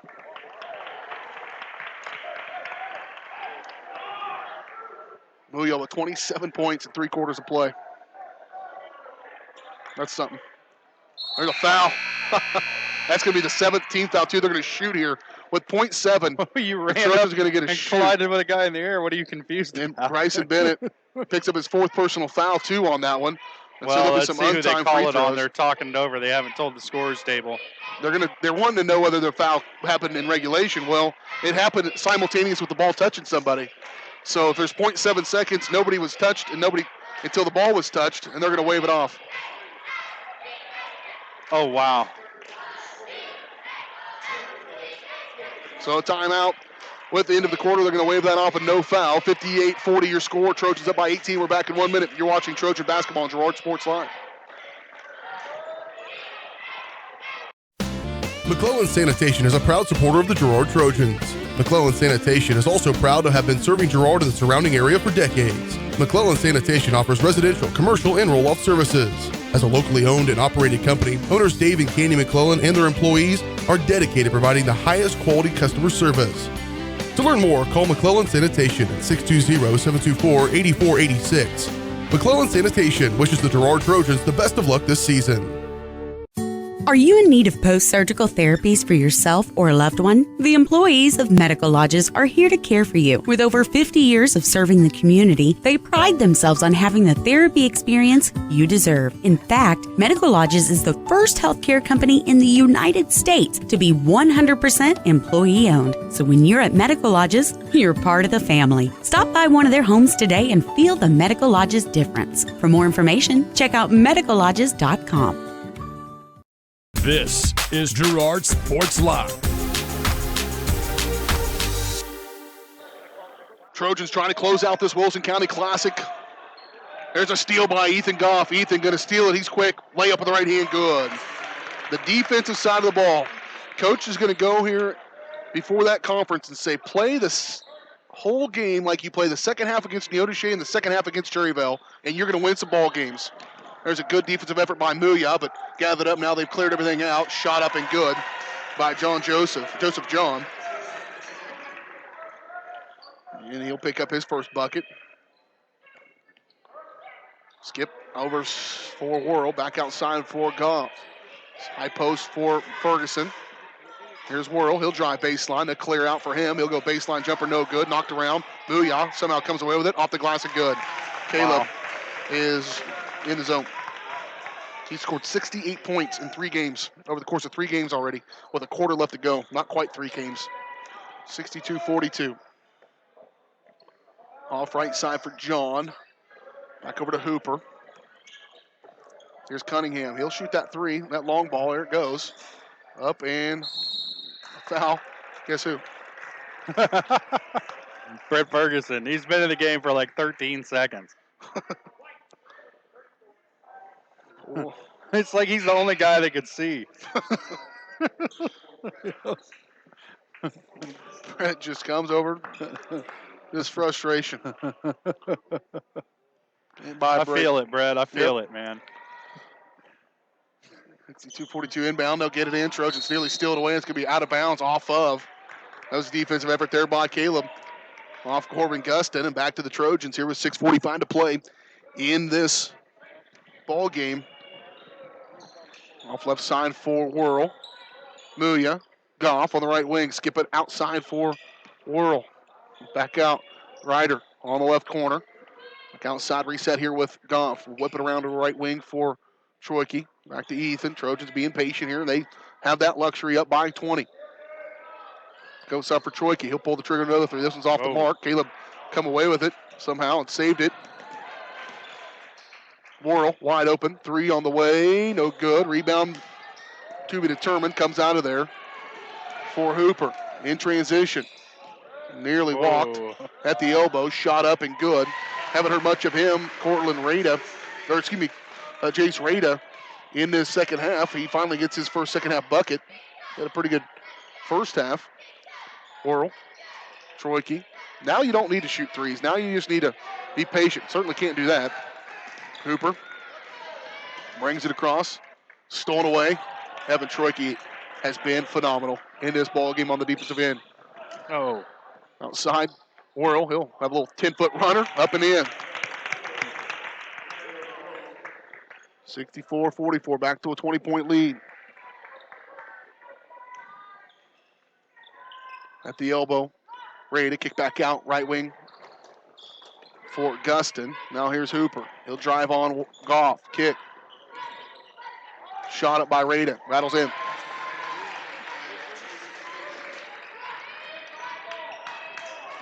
.46, left side for Worrell. Muya, Troike, backside, Worrell. Pull up, 10-foot baseline jumper, good.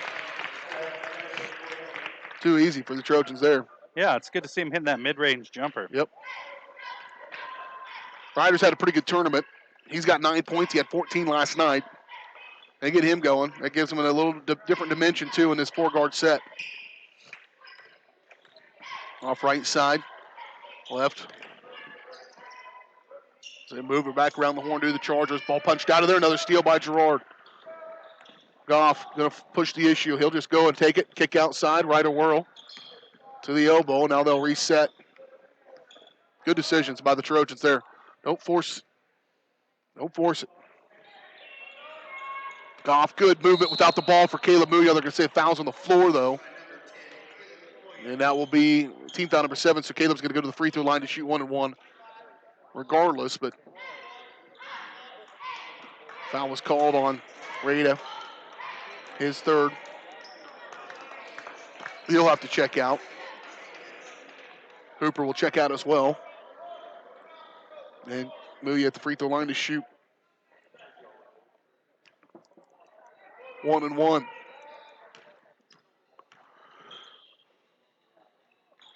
Good. 30 points for Muya.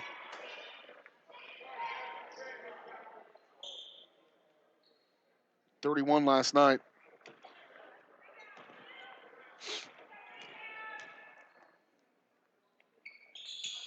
That one missed. Rebound pulled out of there for Cherryvale. Here come the Chargers. Midway point, approaching the midway point of this 4th quarter. Shot up, no good. Rebound pulled out of there by Bennett. Shot no good, but he's fouled on the putback, and he will go to the free throw line to shoot 2. Foul was called on the Trojans. Zane Henderson, his second. Cherryvale's got a couple of nice-looking post players. They just don't really have the guard play to feed them, you know. Well, if this dude truly is a freshman, I would take him immediately because he's going to develop into a real nice player. This is the first one, made the second one.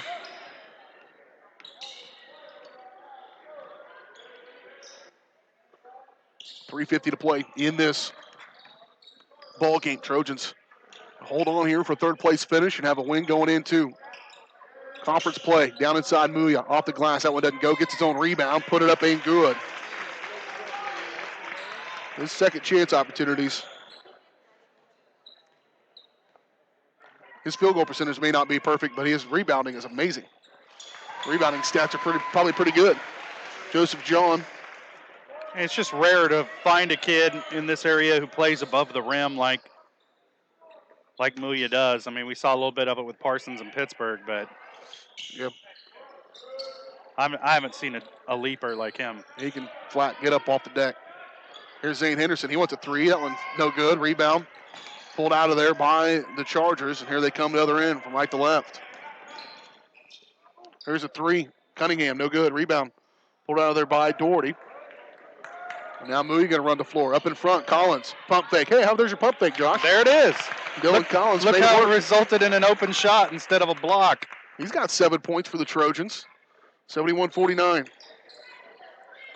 2:37 to play. We got the Evans Motors postgame show in a little bit. We'll talk to Coach Westcott about this game. It should be on the floor. No, travel.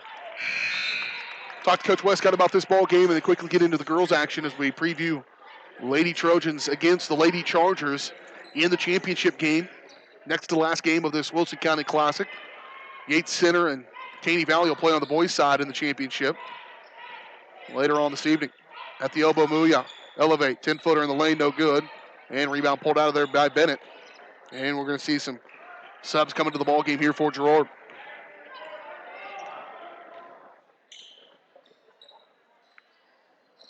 Bennett trying to push his way out of there and finally gets fouled. And he'll go to the free throw line. No, it's on the floor.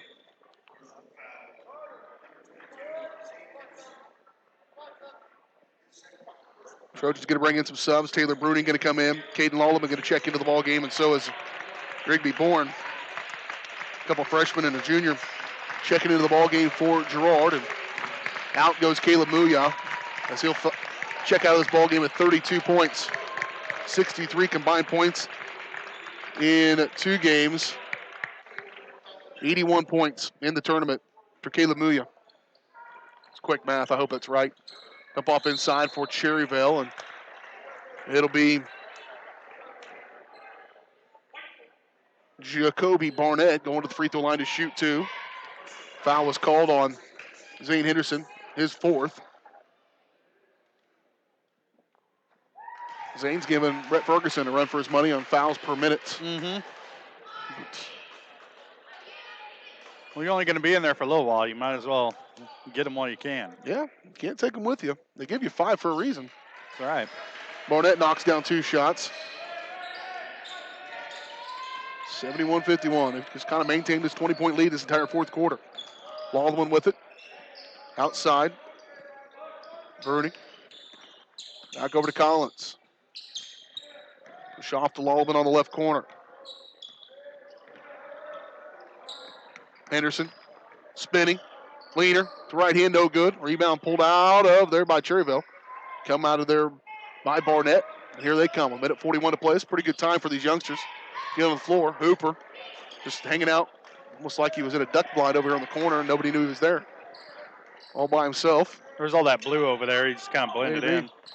Bruning, he'll take it up. Shot no good. Rebound pulled out of there by John Essig for Cherryvale. To the left side for Barnett. Handoff for Lance.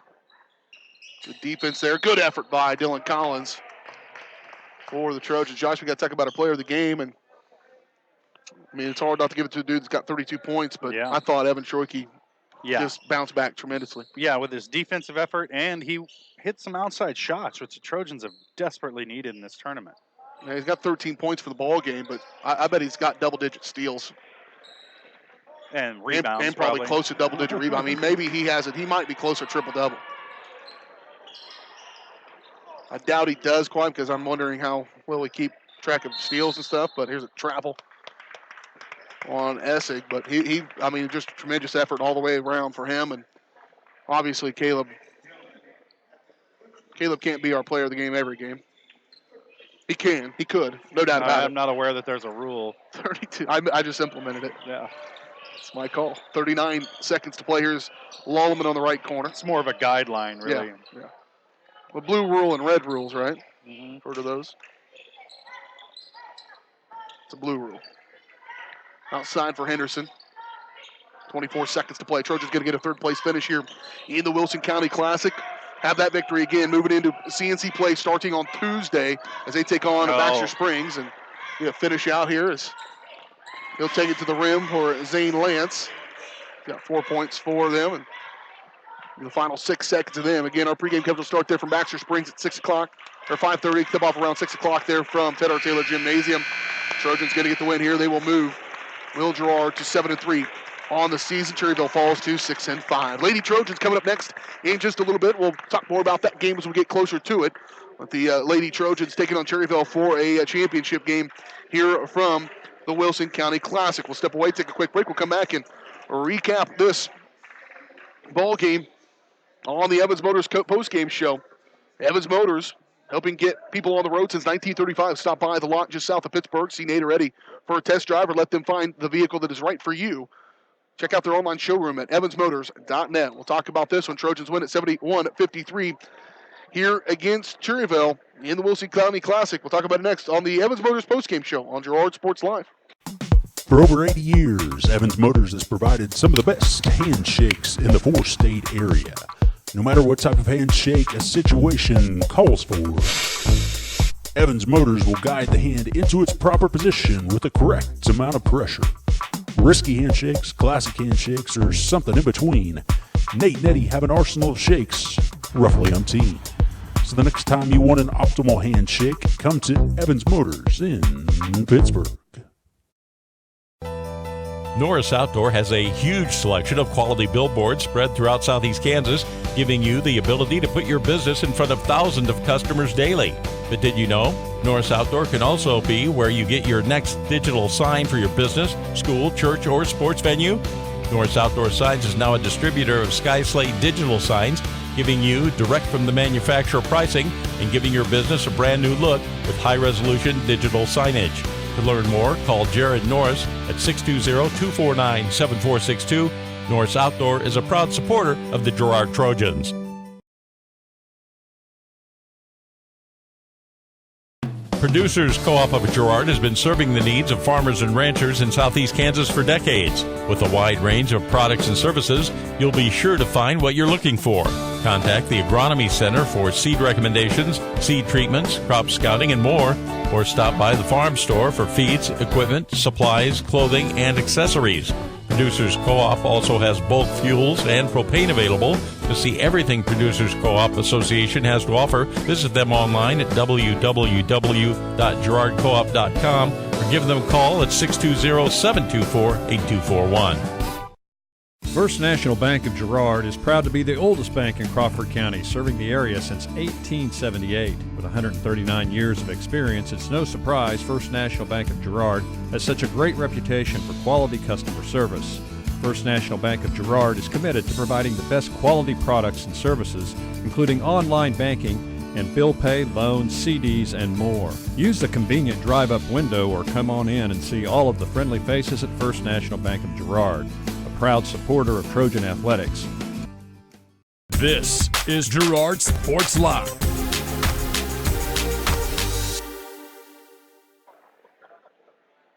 Back out here to Fredonia High School, the side of this Wilson County Classic, the Girard Trojans and the Lady Trojans playing here in the final round action. Trojan men just won the third-place championship with a 71-53 third-place finish, 71-53 over the Cherryvale Chargers. Ladies are getting ready to go here in just a little bit. We'll have that game for you, but we're going to close out this boys game. Trojan men get the victory. Let's take a look at your final stats, brought to you by Westridge Assisted Living, allowing seniors to remain active and enjoying their daily lives in a worry-free, stress-free environment. Stop by and see Kathy and Girard to learn more about what Westridge Assisted Living has to offer your loved ones. And for the Chargers, they had a couple of guys in double figures as Jace Rada finished with 13 points. Bryson Bennett limited to 1 point in the second half, Josh. He had 9 points in the first half, a bunch of those, and 7 of those 9 in the second quarter, but the Trojans found an answer. Trojans found an answer for Bryson Bennett, the big freshman down inside. Then Gavin Hooper had 11 points as well for the Chargers. For the Trojan men, 32-point performance from Caleb Muya in this contest. He had 31 last night. He had 18 in the first game of this tournament. Just a phenomenal effort by Caleb. 13 points from Evan Troike, 3 points from Carter Doherty, 9 points from Ryder Worrell, 7 points from Dylan Collins. Good effort from him. 6 points from Ethan Goff, and 1 point from Zane Henderson for the Trojans as they get the victory here again, 71-53 over the Cherryvale Chargers. Time to give our player of the game, brought to you by our friends at Brocop Construction. If you're in the market looking for a new home, they can help you out. Learn more. In order to get a free estimate, call Matt Brocop at 620-687-2381. And Josh, we talked about it here in between the breaks, talked about it quite a bit during the broadcast, but 32 points for Caleb Muya, certainly a good one, but Evan Troike, what a game he had. Yeah, he was really a spark. He brought the defensive pressure, shot the ball in rhythm, was hitting them from outside, which is what Girard's really needed this entire tournament. So, Evan really brought the energy that you need tonight, a leader out there on the floor every night for the Trojans. But you and I were talking about it. We didn't keep the stats because we're not that talented, but he probably had close to a triple-double when we talk about steals, rebounds, and points. So a good night all around for Evan Troike.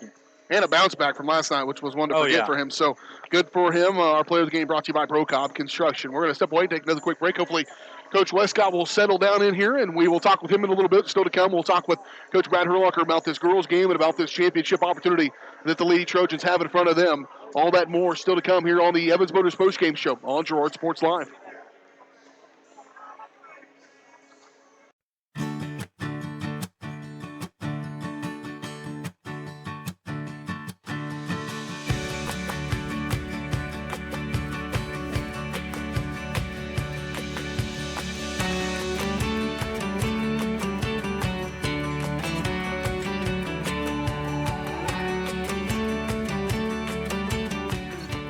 For all your insurance and financial service needs, call your State Farm agent TJ Belcher in Girard today.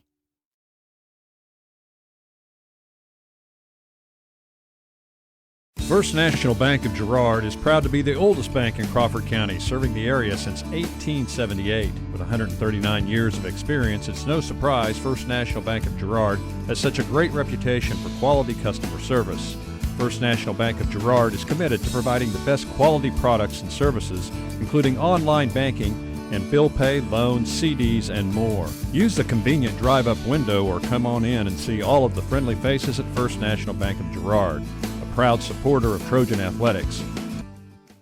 Peony Dental is a proud supporter of the Girard Trojans. Chris Peony DDS offers exceptional dentistry for all ages in a friendly atmosphere. In fact, Chris Peony has been caring for smiles since 1993. No wonder so many Trojan fans look so good. Peony Dental offers preventative care, Invisalign, whitening, bridges, crowns, and more. Stop by today and ask about the all-new CEREC dental system, offering same-day crowns, start to finish, right there in the office. To learn more, visit them at 106 South Ozark in Girard or go online to peonydental.com.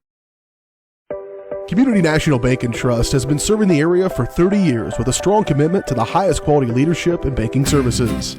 Stop in soon to pick up your very own Girard Trojan Instant Issue Mascot Debit Card. While you're there, be sure to ask about their ePower checking, mobile banking, and bill pay, and new Guardian Secure Checking. Learn more online at mybankcnb.com. Community National Bank and Trust, member FDIC, and a proud supporter of Girard Schools. Go Trojans! This is Girard Sports Live.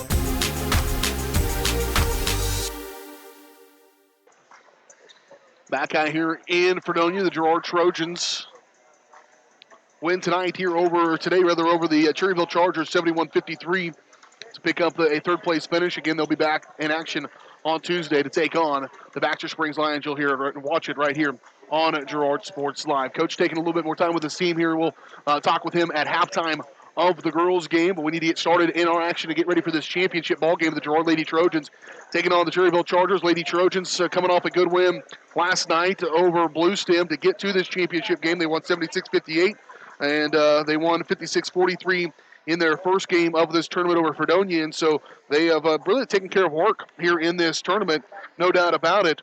But the Trojans will be taking on a Cherryvale team again, the Cherryvale Lady Chargers, who are coming into this contest at 6-4, and Cherryvale got to this championship game by defeating Caney Valley in the first game and then defeating Yates Center yesterday afternoon to advance to this championship ball game. We'll hear what Coach Herlocker has to say when we talk to him next here on the Community National Bank and Trust pregame show. It's Community National Bank and Trust, been serving the community for over 30 years. Be sure to stop by soon and pick up your very own Girard Trojan Instant Issue Mascot Debit Card.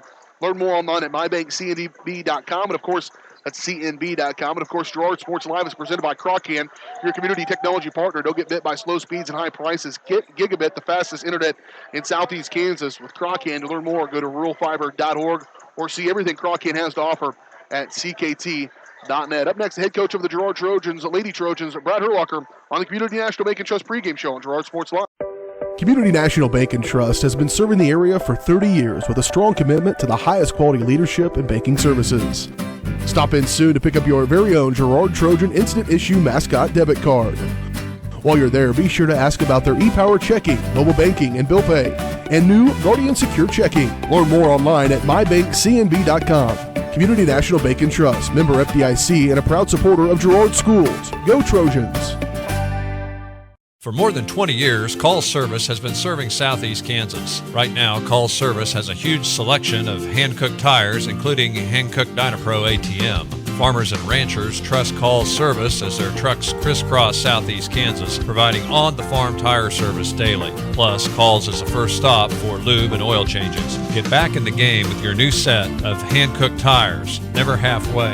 Available now at Call Service. Check them out online at callservicellc.com or call 620-724-4121. Chicken Annie's Girard is a proud supporter of Trojan Athletics. Chicken Annie's of Girard serves up the area's best fried chicken and a whole lot more. Check out their weekly specials. Is Girard Sports Live. Augustine sets a feet, fire three. Good! Girard Sports Live is presented by Crocan Telephone, your community technology.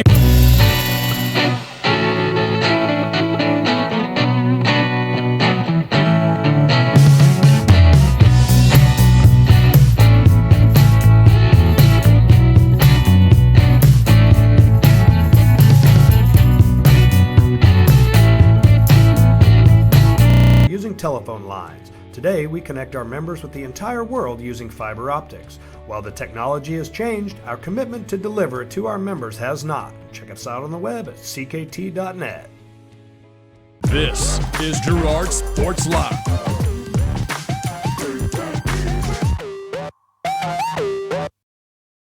Welcome back to Community National Bank and Trust pregame show here on Girard Sports Live. BJ Harris along with you as we settle in for the backside of a high school basketball doubleheader here on a Saturday afternoon. A beautiful day outside and hopefully a good day inside here as the Girard Lady Trojans look to play for a Wilson County Classic Championship, what would be their third in a row here in this tournament, and taking on the Cherryvale Chargers. Joining us now, the head coach of the Girard Lady Trojans, Brad Herlocker. Coach, a good win last night over Blue Stem, a game where you guys shot out of the locker room to begin the game like a cannon.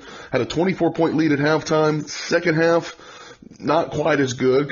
Things flattened out for a while, but in the end, you can't scoff too much about a double-digit victory over a team in a semifinal game. Overall, your thoughts on your win over the Lions? Well, we knew at some point they would make a run. They're infamous for that. They're infamous for getting way down and then coming way back. I think they were down 20 in a game this year, and they came back and won it.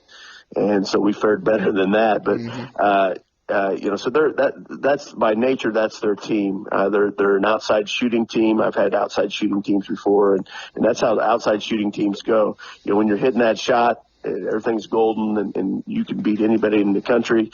When that shot's not falling, you can probably get beat by anybody in the country. So it's a double-edged sword with that. Overall, just very, very pleased. We had one girl that went crazy on us that only averages 5 points a game, only had one 3 on the season, and she hits 5 in that game. But another player, their best 3-point shooter that I think had 20-plus threes on the season, averaging 13 points a game, the Bevins girl, we held to 0. Right. So, I guess it all kind of evens out. All right, in that ball game, you're obviously, Sydney put on a clinic as far as stepping across and going to the rim and making her own shot in that game. But it felt to me, too, that the rest of you girls kind of started to elevate a little bit. And we've felt that wave here over the last few ball games, certainly the last 2 ball games, where, JC Murphy being in, I think, is a huge benefit for you. And then some of those other kids just, I think, getting that momentum and feeling themselves. And then, obviously, Jada Valley. Talk about her and her contribution last night. It's been a process with her, and we've seen what she did last night. We've seen that in practice all along. We know she has it in her. It's funny. Human beings are funny people. Sometimes they limit themselves. Sometimes they are afraid to be great. And she's a kid that's going to be a great player for us, I believe, going forward in our program. And we saw a glimpse of that last night. Hopefully that's a springboard and that's her coming out party, and she continues to do that because we see that from her in practice. At the very least, I think we see a glimpse of what she has inside of her and what she can do for us in the future. Cherryvale coming in here, maybe a little bit of a surprise that they're in the championship ball game, but nonetheless they're here and you're going to take them on. What do you know of the Chargers? What do you expect out of that ball game? Again, he's a veteran coach. He does things. They're not going to beat themselves, and they're going to come at you. They run 3 different types of zone press, so that they're constantly changing that zone press. And if you run the wrong press breaker against it, you're going to look foolish. And so he just does a really good job of muddying things up. He does a really good job. They're excellent rebounders. I mean, they're going to crash the boards, and especially some of our juniors. They go crash the boards hard, but they don't get that body on that person first, and so sometimes they get shoved underneath the basket, and that's something obviously we're going to be preaching as coaches, but it's something the kids are just going to have to step up and get that body on that person, get a low frame on them to where they don't get shoved under the basket, because Cherryvale's going to do that. They're going to be super physical, and they're going to come after you, and so it should be a good game for us. They should provide some adversity for us and some physicality that we haven't always responded well to, and just hopefully take that next step and give it right back to them and come out with a victory. Be good to get another Wilson County Classic championship under your belt. We appreciate your time as always, and good luck tonight. Thank you. Head coach of the Girard Lady Trojans, Brad Herlocker, joining us here on the Community National Bank and Trust pregame show. We'll step away, take a quick break. Still to come, starting lineups, keys to the game, opening tip-off from Fredonia, the Trojans and the Chargers, next on Girard Sports Live. Community National Bank and Trust has been serving the area for 30 years with a strong commitment to the highest quality leadership and banking services. Stop in soon to pick up your very own Girard Trojan Instant Issue Mascot Debit Card. While you're there, be sure to ask about their ePower Checking, Mobile Banking, and Bill Pay, and new Guardian Secure Checking. Learn more online at mybankcnb.com. Community National Bank and Trust, member FDIC, and a proud supporter of Girard Schools. Go Trojans! Crocan Telephone Cooperative has been serving Girard in southeast Kansas for 65 years. In 1952, we helped our members connect with each other using telephone lines. Today, we connect our members with the entire world using fiber optics. While the technology has changed, our commitment to deliver it to our members has not. Check us out on the web at ckt.net. Producers Co-op of Girard has been serving the needs of farmers and ranchers in southeast Kansas for decades. With a wide range of products and services, you'll be sure to find what you're looking for. Contact the Agronomy Center for seed recommendations, seed treatments, crop scouting, and more, or stop by the farm store for feeds, equipment, supplies, clothing, and accessories. Producers Co-op. When I wake up in the morning, love, and the sunlight hurts my eyes, then I look at you. And I know it's gonna be a lovely day,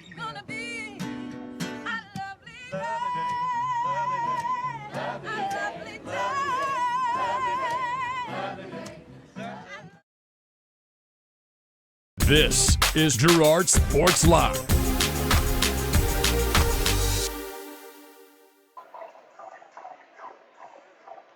Here we go, getting ready for this Wilson County Classic Championship. The Girard Lady Trojans get ready to take on the Cherryvale Lady Chargers. BJ here is with you alongside me, Josh Lettner. So we get ready for this one. Just by the way, the Trojan men just won third place, 71-53 over at Cherryvale. Time to look at your starting lineups, brought to you by Pearls and Curls Boutique. Trojans will start this game in style, but nowhere near the level of style you'll find at Pearls and Curls Boutique, a great new shabby chic located next door to Sheer Expressions on the south side of the square in Girard. See all the new arrivals at facebook.com/Pearls and Curls KS. It's Pearls and Curls KS. First up for the Cherryvale Chargers, coming in at 6-4. Number 00, Natalie Morris, 5'7" senior, averages 1.8 points per ball game. Number 2, Lexi Umbarger, a 5'5" sophomore, averages 8.4 points per ball game. Second leading scorer on this team. Number 12, Allie Poole, a 5'6" sophomore, averages 5.3 points per contest. Number 24, Kylie Wagner, a 5'10" senior, averages 4.4 points per game. And number 32, Michelle Rao, their leading scorer. The way they go, 5'11", senior, averages 11.2. They've got a couple of girls, 5'11", one that's 5'10". They start at 5'11", 5'10" in this game. Cherryvale Chargers are coached by old Dave Smedley.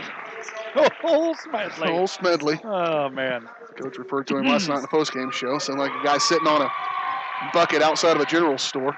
Trojans come in. They come in at 5-3 on the season. Again, coming off a good win last night, 76-58 over Blueston to advance to this championship game. And they'll be led by number 2, JoJo Ferguson, a 5'10" junior, averages JoJo Ferguson. Number 14, Gabby Sands, 5'7" junior. Number 15, JC Murphy, a 5'5" senior. Number 21, Brittany Bailey, a 5'11" sophomore. And number 23, Sydney Crane, a 5'8" senior. Sydney had 32 points last night. She needs 13 points away today from 1,000 points for her career. Hopefully we'll get to see that. It'll be a good moment to celebrate her accomplishments. And it would be a really good accomplishment for her, obviously. And more importantly, to get a win here today over Cherryvale. And Jada Valley, she'll come off the bench. Jada, a freshman, she had 19 points last night and went 11 of 16 from the free throw line, really pushed the issue for the Lady Trojans. Time to look at your keys to game, brought to you by Fort Scott Community College. With more than 40 fields of study, there is something for everyone at Fort Scott Community College. Students can take general education courses or complete an online associate's degree or certificate. Visit fortscott.edu or call 620-223-2700 for more information.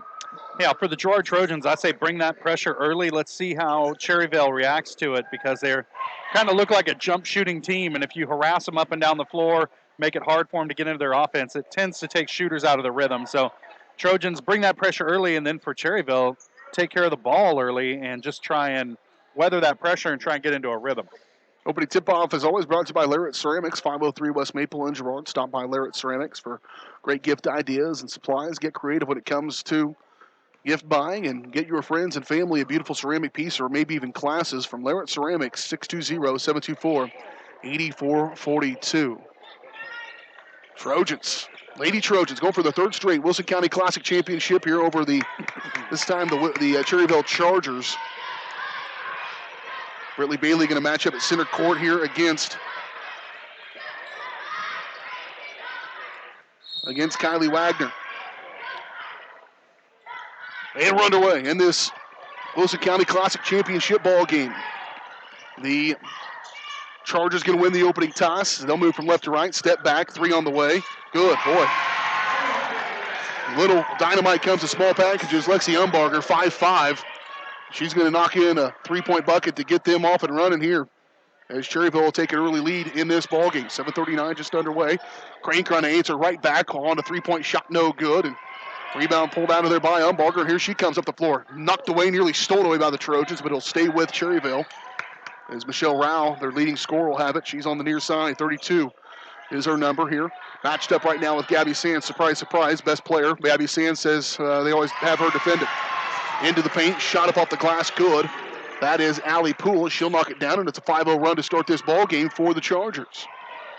Trojans just got to settle down. Don't get too bent out of shape here early on. They made some good shots here. Ridley Bailey will go left. She'll push it up. Shot no good. Partially blocked. Saves it. But gathered up then by Cherryvale, and they'll bring it up the sideline. Allie Poole running stride for J.C. Murphy and JoJo Ferguson. Outside for Umbarger. She'll step around. I mean, I'm talking about pound for pound. She is a... Well, I mean, she's getting right into the middle of the lane with no hand in her face. And she's been able to do it twice. You can be 2 feet tall and get that shot. 7-0 run. Briefly, if you saw it there in the right corner, it was 7-199 is what there was up on that scoreboard. I don't know how that is even possible. Oh, with this scoring crew, anything's possible. 7-0 run to this ball game for Cherryvale. Crane will step to the elbow, step through, ball punched out from her, and gathered up on a steal and another empty frame for the Trojans. Not really had any good attempts at the shot. From behind, Gabby Sands with the steal. Lost her from behind, and Ferguson going to slow it back down. She'll step up, give way for J.C. Murphy, and she'll set the offense for the Lady Trojans. Not the best 2-minute start to this ball game for the Lady Trojans, but just got to weather the storm a little bit and regroup. High post for Crane, and she let it go through her hands. Again, a 32-point performance the other night, and got to be careful here not to let your confidence wane. Handoff, Murphy. She'll pull up, little 10-footer on the way. Try to stop this 7-0 run, no good. And rebound pulled out of there by Natalie Morris. And every shot that's gone up for the Trojans, there's been 4 blue jerseys under the bucket, no white jerseys. Up they'll go. Here's Rao on the top of the key. She'll pull the trigger on a long 3. That one's off the back iron, no good. Rebound pulled out of there by Ferguson. Trojans need to run a little bit. Crane will bring it across the timeline. So it'll cross, step through, pull up, elbow on the way. That one rattles in. Sydney Crane knocks down the first bucket of the ball game for the Trojans and stop a 7-0 run here. 3 minutes into this one. Oh, nearly turnover there. Allie Poole give off to Rouse. She'll pull up, 17-footer. She'll try to force one in. Shot no good, but Trojans don't get the rebound. And on the putback, a foul. Going to be called on Kylie Wagner, the 5'10 senior. They'll go to the free throw line to shoot 2. See if they get the foul on that time. It's going to be called on Ferguson. If your last name's Ferguson, you start the game with 3 fouls. I mean, that's just how it goes. Like at the tip, we give you 3 fouls. Brett Ferguson, he struggled the entire boys game with the same issue, and JoJo, same thing. She'll sit down. Kylie Smith will check in for her. Jada Valley going to check in, and Drake Whirl will come in. Out goes Sands and Murphy and Ferguson. Jada again, number 4 there on your screen. She picked up 19 points last night. Did the freshman. First one was no good. Second one was good for Wagner. Here come the Trojans at the free throw line. Sydney Crane pushes one through into the paint. 8-4, 4:30 to play. The end of this first quarter. Trojans got to get tight. Jada, good defense right there on the near side. Step back and reset this offense with Allie Poole. She'll go off right side. On the right wing, give way to Camden Foreman, who just checked in. She jacks up a long shot. No good, but pulled out of there on the rebound by Carly Hughes. Deep bench here for Cherryvale. Here comes Foreman again. Shot no good, and Brittany Bailey's going to clear it for the Lady Trojans. That's the first rebound the Trojans have gotten today. Elbow, Crane, shot, no good. Knocked around, loose ball. Pick it up somehow as it bounced around through hands. Gathered up by the Chargers. Allie Poole going to bring it up the floor for Girard, for Cherryvale. Off left side. Top of the key now controlled here for Carly Hughes. Dump off in for Poole. She's hassled. Kenzie Smith all over her. And Drake Whirl, last touch out of bounds. I'm going to say it was off of Whirl. Drake didn't believe it. Bailey going to check out, get a break. Back in comes J.C. Murphy. And J.C., you've seen kind of build her stamina back up a little bit, coming back from that knee injury and starting to get more and more playing time. And we talked on the pregame show with Coach Herlock about how important her leadership is. Loose ball, still loose. Last touched out of bounds off of Cherryvale. as Bree Collins. So far they have brought in 1, 2, 3, 4, 5, 6, 7, 8. They played 8 girls already, have Cherryvale. So well, they know Girard's going to want to run, so they got to substitute frequently. Trojans have played 8 as well, so both teams going 8 deep here right off the bat. 8-4, 3:10 to play in this first quarter. Crane will step up, trying to step through. Now she'll find a little hole. She'll run up with the right hand, scoop it up, and good. 6 points for her in this first quarter. All 6 of the Trojans' points, in fact, have come from Crane. Off to the right side. Back around. Trojans stretch out this zone a little bit. Off to the right wing. They'll jack it from about anywhere. Carly Hughes. Back top of the key. Reverse directions. Left side. 9 deep, rather, as Cassie Bindings into the ball game as well.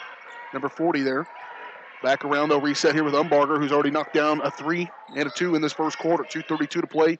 Opening quarter of the championship game for the Wilson County Classic, and there's a turnover by the Chargers, and that's a bad pass, but it was caused by some pretty good tight defense by the Trojans. Yeah, they're right up in their jersey, and they're going to need that defensive pressure because the Trojans haven't been shooting the ball very well.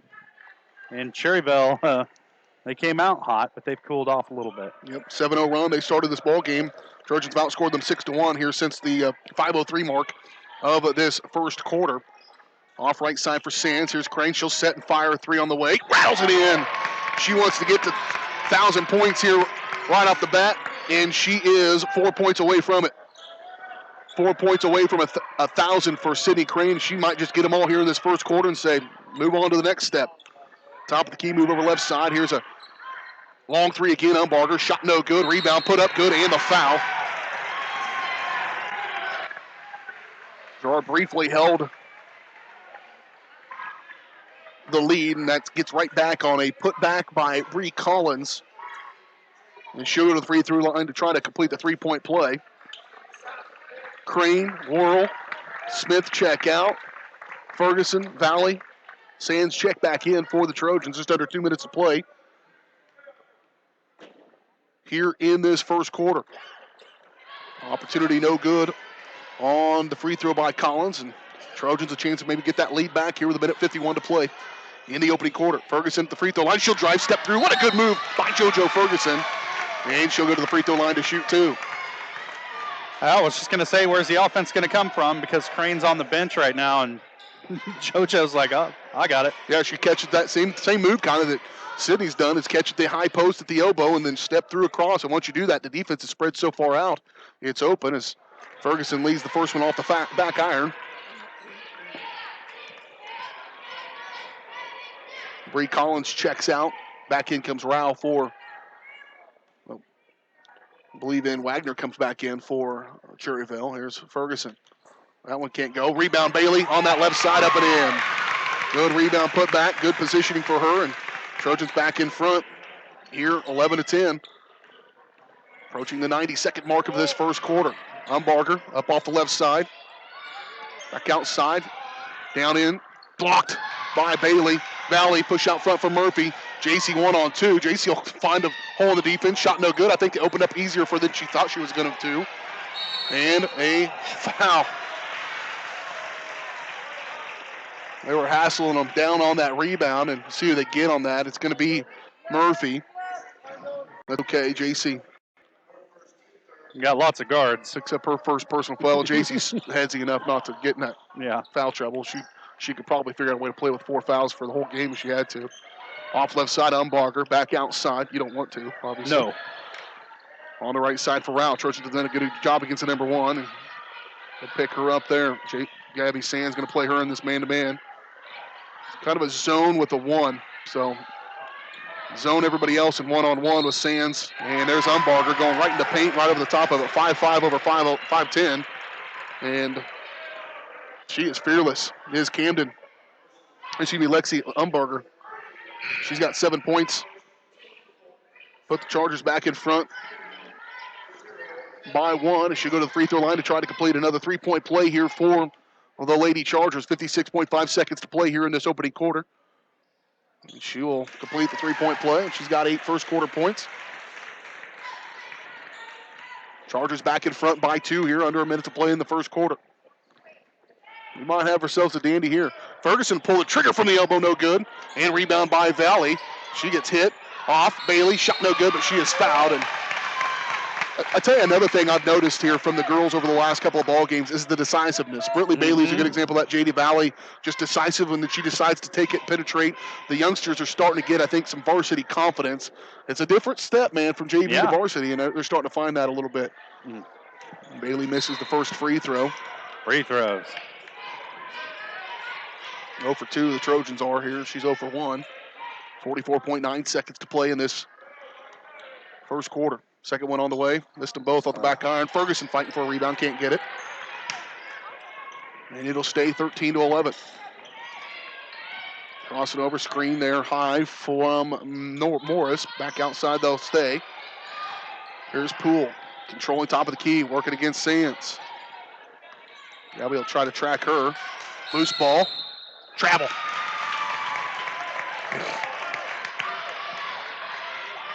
Back to the Trojans here. They can work for the final shot and maybe try to tie this thing up or take the lead. Into the end of the first quarter. Into the second quarter. Murphy on the right side, 15 seconds. Here's Sands. Gabby off to Valley. 10 seconds. High post for Ferguson. Murphy was there. Got it. Up around. Murphy. Ball popped out of bounds. Last touched by the Chargers. It'll stay with Girard. And they'll have an inbound play here to try to get a point at the end of this first quarter with 4.3 seconds to play in it. Into the ball game is going to come Bree Collins. Out goes Kylie Wagner. Throw it in for Sands. 3 seconds. Bailey. Murphy too far underneath the basket, and that's the way this first quarter is going to end. Well, Trojans trail by 2 after 1 after a 7-0 start by the Chargers. They climb back in there. Back and forth we go. Second quarter coming up next in 1 minute on Girard Sports Live.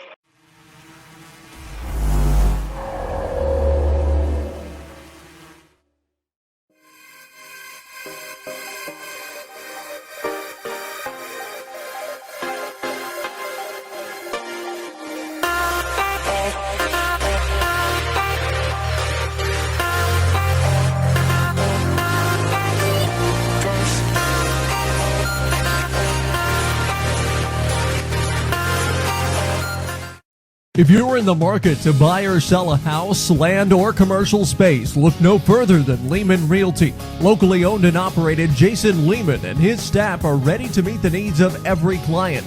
When it comes to your listing, you can trust that Lehman Realty will take the time to get to know you and your property. Lehman Realty is a proud supporter of Girard Trojan Athletics.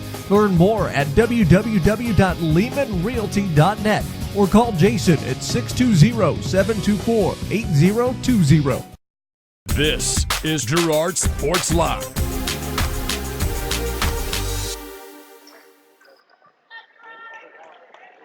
$13 to 11 your score after 1 quarter play. Girard Lady Trojans fell behind early 7-0 on a 7-0 run. They went on a little bit of a run of their own, took the first lead 9-8 at the 2:10 mark of that first quarter and went back and forth. So we've had some changes in the leagues, but right now Chargers have it as Trojans have the basketball to come out of the break. Sydney Crane pushes one up, shot no good, rebound Britley Bailey, and she just decides to throw one up there. Thought maybe she got contact. They do call it. Yeah, on the floor. Yeah. No, she didn't get the shot off before the foul. They called that on Natalie Morris, her first. Team foul number 4. Team foul number 3, rather, on the Chargers. They're the guest. Trojans home team. Crane throws up a prayer. Shot no good. She got rebound pulled out of there by Poole. Clobbered in the middle of the lane. Poole carried it.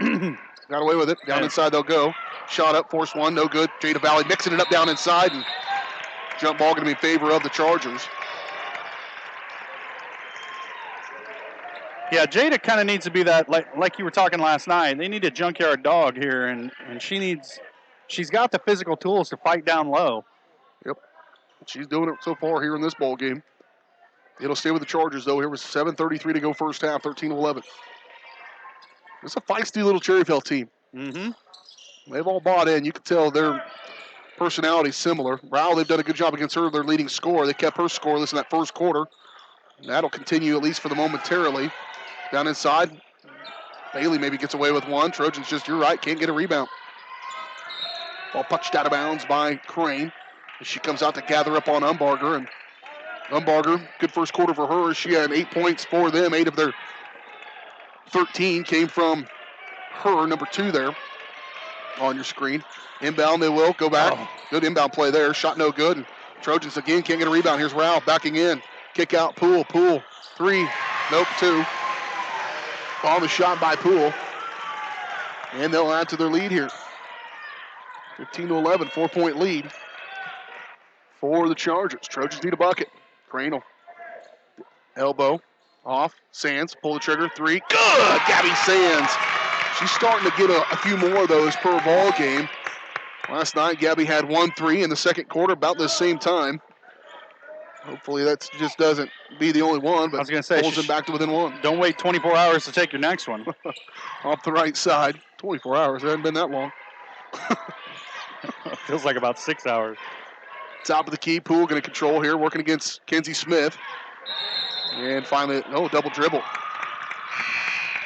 Kenzie right up on him. Officials will let him play a little bit here out high and taking advantage of it. Rao going to come sit down again. Michelle Rao, 5'11", senior, number 32. She's coming to the bench here, and she is their leading scorer, 11.2 points per ball game. Trojans done a good job against her. Yeah, she's 0 for Saturday so far. That's kind of one of those things, if you're a team, you go, well, our best player hasn't scored, and we're still up by 1. Yeah. Can kind of help your psyche a little bit, perhaps. Trojans need to get one here, try to get that lead back, try to force it down inside, and last touched out of bounds off of the Chargers, so it'll stay with the Trojans. Here, good hustle there by Umbarger. Kenzie Smith will inbound here for Cherryvale. 6:09 to play in this first half. Trojans trail by 1. They've led a couple of times in this first half. Crane again, 4 points away from 1,000. Gabby Sands will step up, wants another 3. That one's short. Knocked around. Coming out of there with Smith. She'll shoot the free throw. Upper, good, no good. I thought it was good. I thought it was nothing but net, but it was nothing but nothing. Nothing but air. Up the floor. They go in a hurry. They'll push the issue a little bit into the paint. Shot up, no good. Rebound to be determined. Fighting for it down in there. And they're going to call a foul on Brittany Bailey. What? Yep. Tough break against Bailey. I made an oath this morning. I'm not going to do it. So far, you've done pretty good, too. I'm really... It helped that the Trojan men had a 20-point victory. But yeah, that does help. Bailey off the checkout with 2 fouls here. 5:41 mark of this second quarter. Sands going to check out, so will Ferguson. Coach wanted an explanation because it didn't make any sense. So you're, of course, going to have questions about it. I think Bailey definitely got the short end of that one. And what Brad's doing is putting some money in the bank here because he's going to explain it a little bit. And as you do that here in early going into this game, if you need too late, you might have it to withdraw. Inbound on the right side for Foreman. She'll give over to Poole. Working against the Pest. Yep. Kenzie Smith should come up and pick up Foreman again. Right in her face. Back out around. Off to the left wing now for Vining. Dump off inside. This is when the Trojans went on the run when this group was in the game earlier today. Trojan faithful. Here's a 3 by Crane. Wide open. Look good. 1 point away from 1,000. Excuse me. 2 points away. Nope, 1 point away from 1,000. Needed 13. She's got 12. And the Trojans lead again. 17-15. Off to the right side for Poole. Dump off inside to get it to Poole. She'll push through. Shot no good. Need a rebound. There's Drake Whirl. Show outlet. Here comes Crane. Running up the floor. Lost it. Got it back somehow. Smith on the left wing to the left corner for Murphy. Back around for Smith, and now she'll come out and set the offense here with 4:35 to play in this ball game.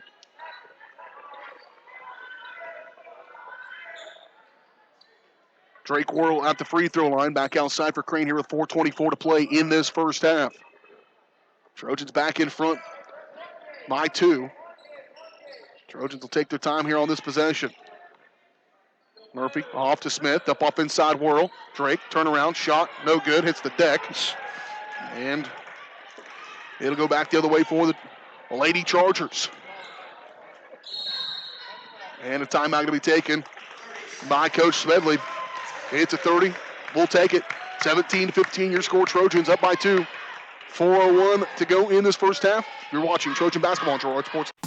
For over 80 years, Evans Motors has provided some of the best handshakes in the four-state area. No matter what type of handshake a situation calls for, Evans Motors will guide the hand into its proper position with the correct amount of pressure. Risky handshakes, classic handshakes, or something in between, Nate and Eddie have an arsenal of shakes, roughly umpteen. So the next time you want an optimal handshake, come to Evans Motors in Pittsburgh. This is Girard Sports Live.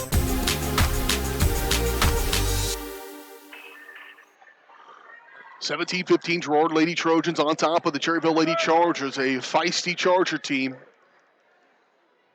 Keeping pace with the Lady Trojans here.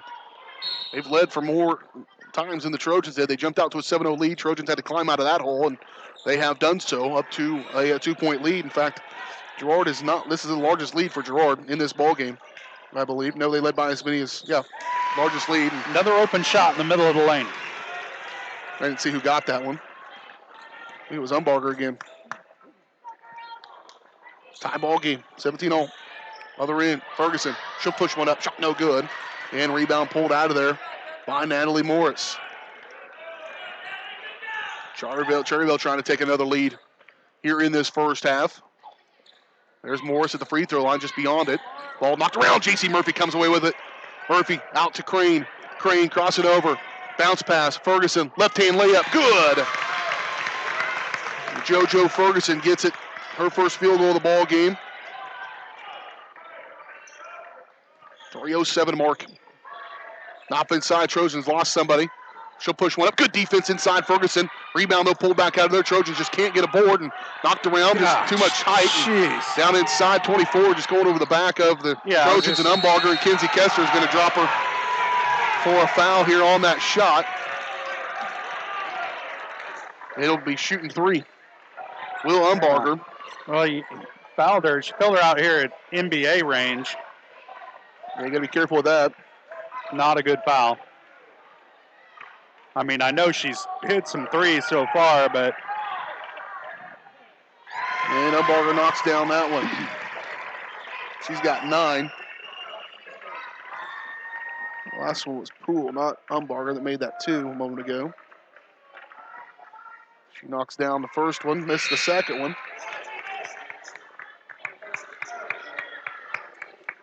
They're letting a lot of over the back go under the basket. It's not helping the Trojans. A whole lot of it. JoJo's got position down there, and a little bit of size down in there for Kaylee Wagner at 5'10", going right over the top of her, trying to grab that ball and get away with it. Well, knocked away. Good play defensively there for Brittany Bailey. As 1 out of 3 rather from the stripe that time for Umbarger. She can't tie this ball game up. 19-18, Trojans still holding on. Trojans trail.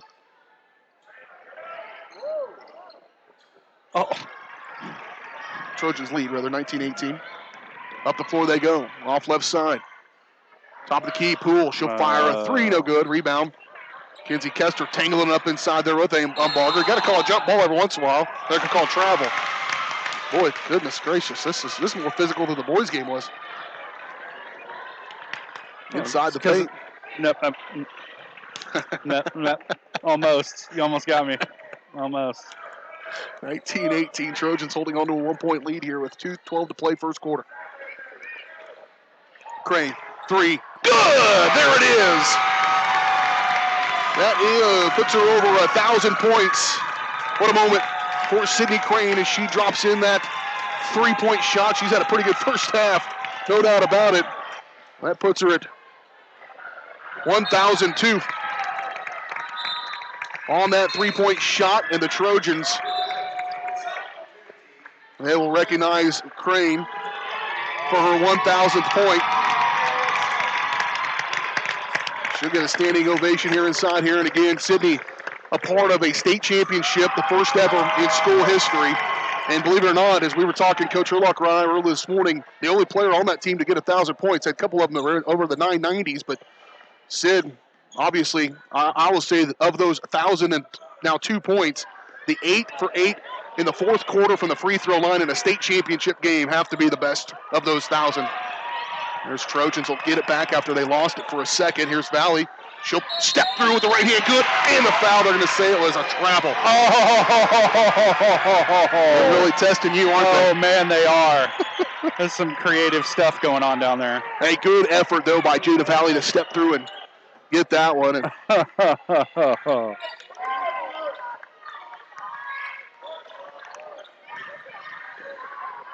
I'm glad Sydney was able to get that done here in this first half, and something she doesn't have to think about anymore, if she was thinking about it.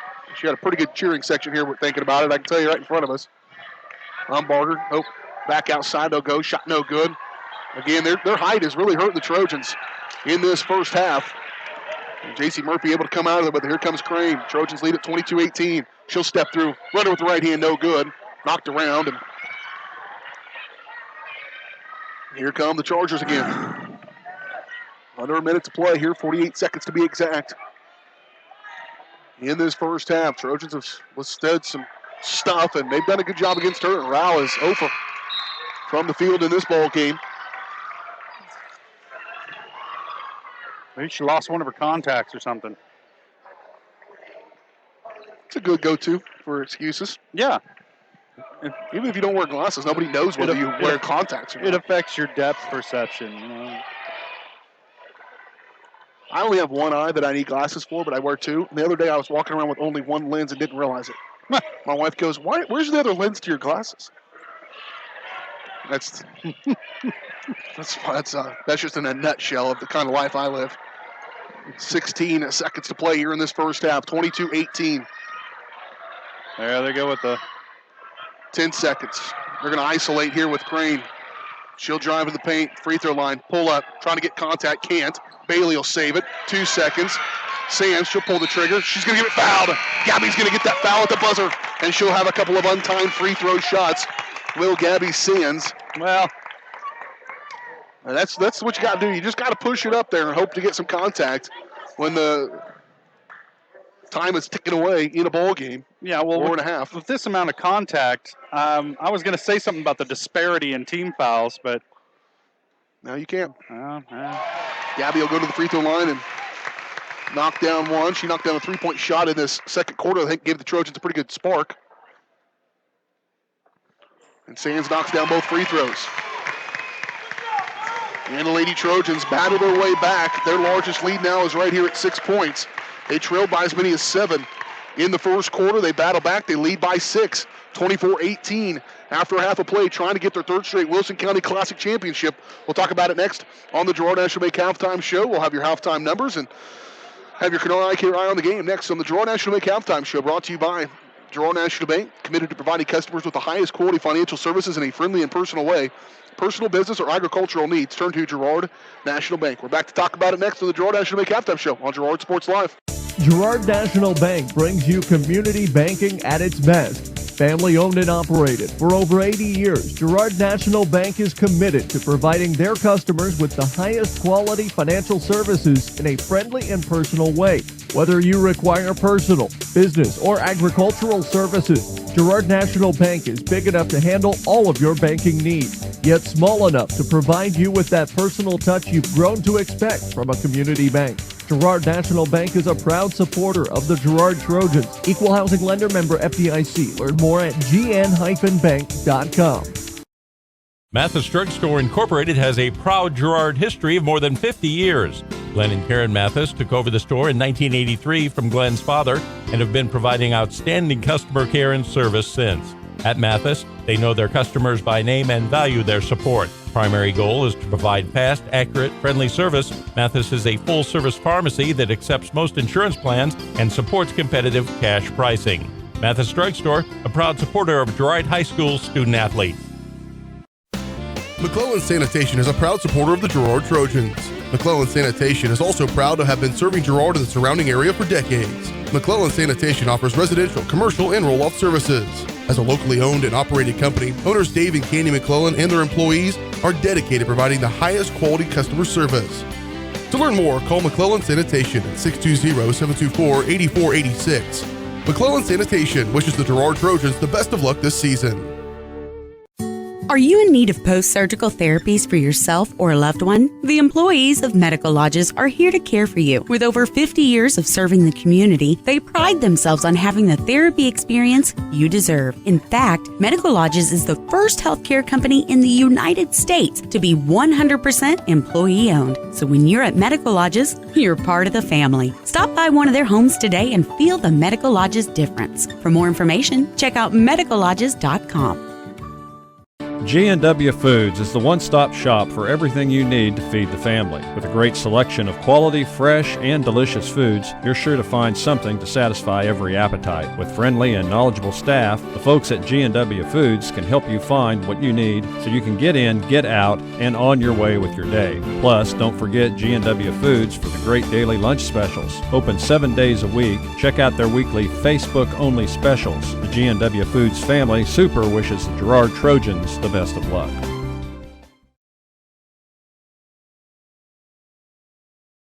This is Girard Sports Live. Welcome back to the Girard National Bank halftime show here from the Wilson County Classic. The Girard Lady Trojans lead at 24-18 here over the Cherryvale Chargers. Lady Trojans fell behind early and battered their way back. Let's talk about it here on the Eye on the Game, brought to you by Kenora Eye Care. Thanks to the support from their community, Kenora Eye Care has doubled their space and extended their hours with locations in both Pittsburgh and Girard. Kenora Eye Care, the clear choice. Give them a call at 620-235-1737. Trojans, tough out of the gate, fell behind 7-0. Battled their way back, took their first lead of the ballgame, 9-8, 2:10 mark of the first quarter. Back and forth they went. Cherryvale led by 2 at the end of the first quarter as they led 13-11. And then the Trojans grabbed their next lead, which was their third lead of the ball game, 17-15 with 5:05 to play in the first half. It was tied at 17-all, kept it around 1 point, and able to kind of have a nice stretch down this final stretch of the first half and grow the lead to 6 where it is. In the midst of that, Sydney Crane, 15-point performance in the first half, eclipses a 1,000-point mark for her career. She has 15 here in this ball game, give her 1,002 for her stellar high school career. And so a lot of excitement around that here as well. And I mentioned her 15 points. That's our stats of the game, brought to you by Exchange State Bank, one of the oldest banks in Southeast Kansas.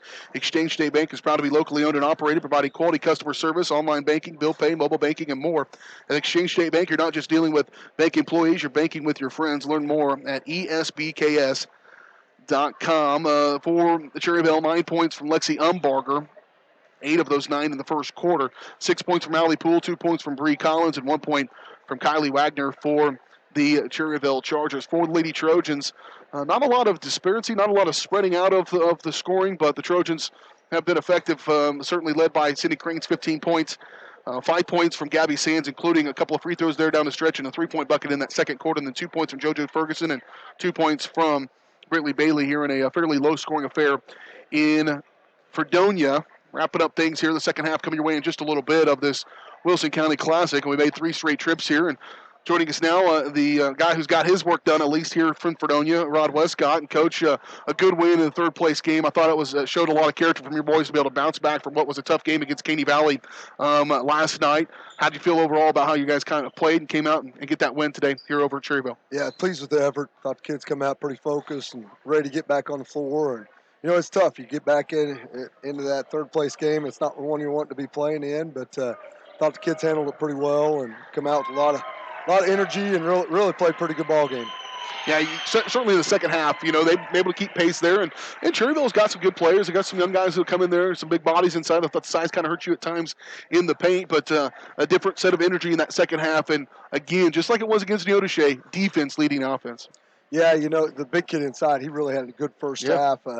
You know, we were looking and it says he's a freshman. That's what I said. And I asked him, he's a senior. That makes me feel a ton better. Oh, yeah, I saw that too. I actually asked him when we were shaking hands going through the line there. He's like, that's probably my little brother. He's got a little brother, and they had it mixed up. So, well, I'll tell you what, I had a little inferiority problem happen because I can't grow a beard that good. And if he was a 15-year-old kid with a beard that good and built like that, we were going to have problems. But that makes me feel a ton better. Thanks for clearing that up. He had a pretty good ball game, but you guys found an answer for him eventually down inside. He was limited more in the second half, so obviously made some adjustments there. All said and done, and obviously you wish you were getting ready to play in a couple, 45 minutes, I think. But obviously you're not quite where you wanted. But how important was it? You got to win here, and how important is wins in the Wilson County Classic as achieving the goals you want to in the CNC? Well, hopefully it'll jumpstart us and we'll come out and play well Tuesday. But, hey, everything counts. It's all going to go towards that sub-state record and depends on your seedings and things like that. And that's always the big goal, where you're going to be at. And are you going to be playing your best at that time, obviously, as well. But every win's important. We got to treat it. That next game's always got to be the most important. And it doesn't matter if it's a third-place game or a seventh place or a first place. That's the most important game coming up, and that's the one you got to be ready for. So I was glad to see our kids come out and respond tonight. Thought Evan Troike, he played his tail off again. He really had a nice tournament. I know he didn't score a lot last night, and we talked about that earlier. But, man, he defended well tonight, shot the ball well tonight, too. He's got a good shot, and I think if he starts opening things up like that, that's just going to make the rest of us a lot better. We only keep scoring. He was a double-figure scoring, but he's got to be close. I mean, he'd have to be close to double figures in rebounds and maybe even double figures in steals. I mean, if you look at those stats and keep track of that and figure it out, because he was sniffing a triple-double just the way he played in that second half as far as stealing the ball, and he had a ton of just pickpockets in that ball game, and obviously he is a big contributor for you. Just for fun tomorrow, you want to jump in the car and drive to Fredonia?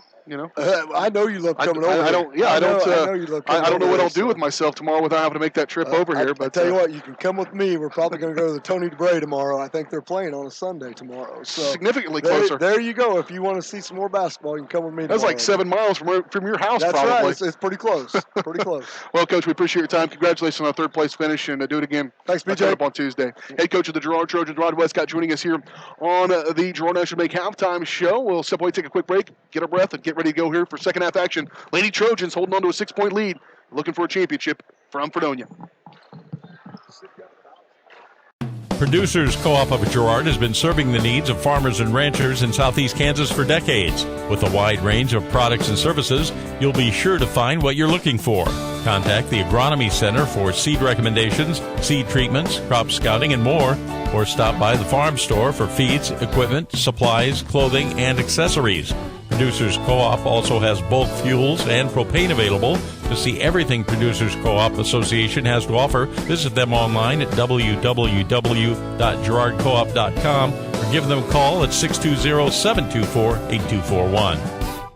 Farm Bureau is proud to support Girard High School student athletes. At Farm Bureau Financial Services, their number one goal is to make insurance simple. Agents Judd Sasho, Lori Johnson, and Lisa Sasho take pride in educating their clients and members so they are able to make the best decisions. There's a lot of information out there, and at Farm Bureau, they can explain it in a way that relates to you so you can apply it to your life, family, farm, and future. To learn more, contact Judd, Lori, or Lisa at 620-724-4213. Go Trojans! This is Girard Sports Live.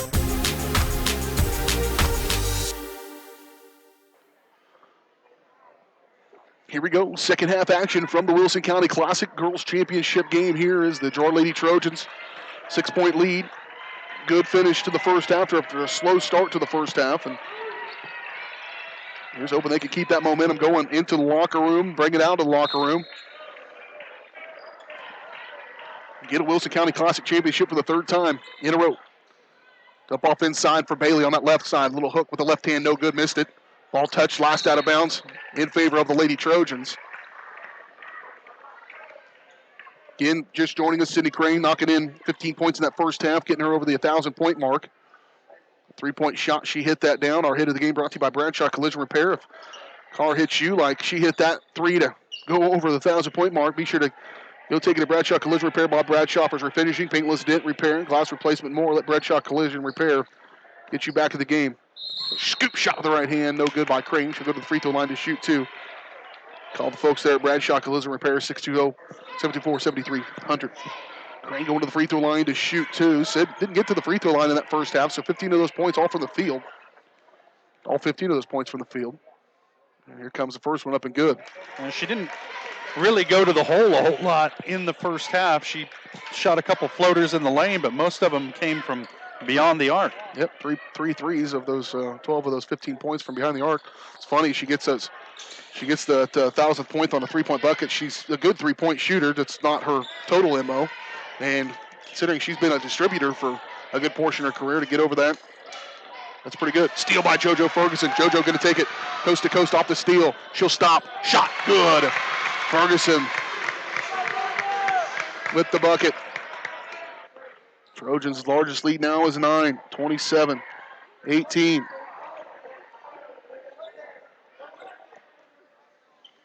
Dump off inside, loose ball again. Ferguson on the floor, along with Brittany Bailey, a jump ball. That'll be in favor of the Lady Trojans, I believe. No, I think it'll stay with Chargers. Yeah, Trojans had it to start the period. That's what I thought, but the commissioner was pointing in favor of them. Well, imagine that. You turned your attention from the Zebras to the scores table. Well, I mean, come on. Shot no good. On the take there by Collins, and rebound pulled out of there. That was Morris, rather. Slash through. Crane. Shot no good. Bounced around all over the place, and rebound here by Rao. Rao, no points in that first half, and she's their leading scorer. Gabby Sands has done a nice job on her. Gabby's had a good ball game here, a really good tournament for the Trojans. 9-point lead for Girard, 6:37 to play in this third quarter. Baseline, kick out, Poole. Long two, no good, rimmed around, shot pulled out of there by Crane. Murphy running, Murphy, stop, shot, can't get it to go. Oh, JC has missed a couple. Right at the rack. I think that might have been knocked out of there from behind by a Cherryvale team, but tough break for JC, and it'll go back to Cherryvale, who were 6:22 to play in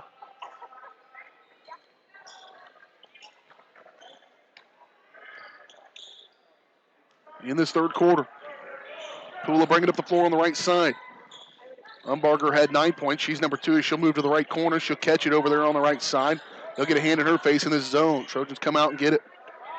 It's a true zone now. Earlier they were kind of doing a one-on-one. They put Sands on their best scorer, Rao, and kind of spied her with everybody else playing a zone, and it worked out pretty good. Under 6 to play now, third quarter. Screen going to come from Worrell. Good pick there. Crane now finds a little hole. Backing. Pushes one up. Shot. Rattles around and good. When you're hot, you're hot. Whew. She's got 18. Trojans lead now by 11. Just continue to grow that lead. A steal by Jada Murphy. What a great play. Going down to the floor, and a foul going to be called on 14 as well. Who's they going to call that foul on?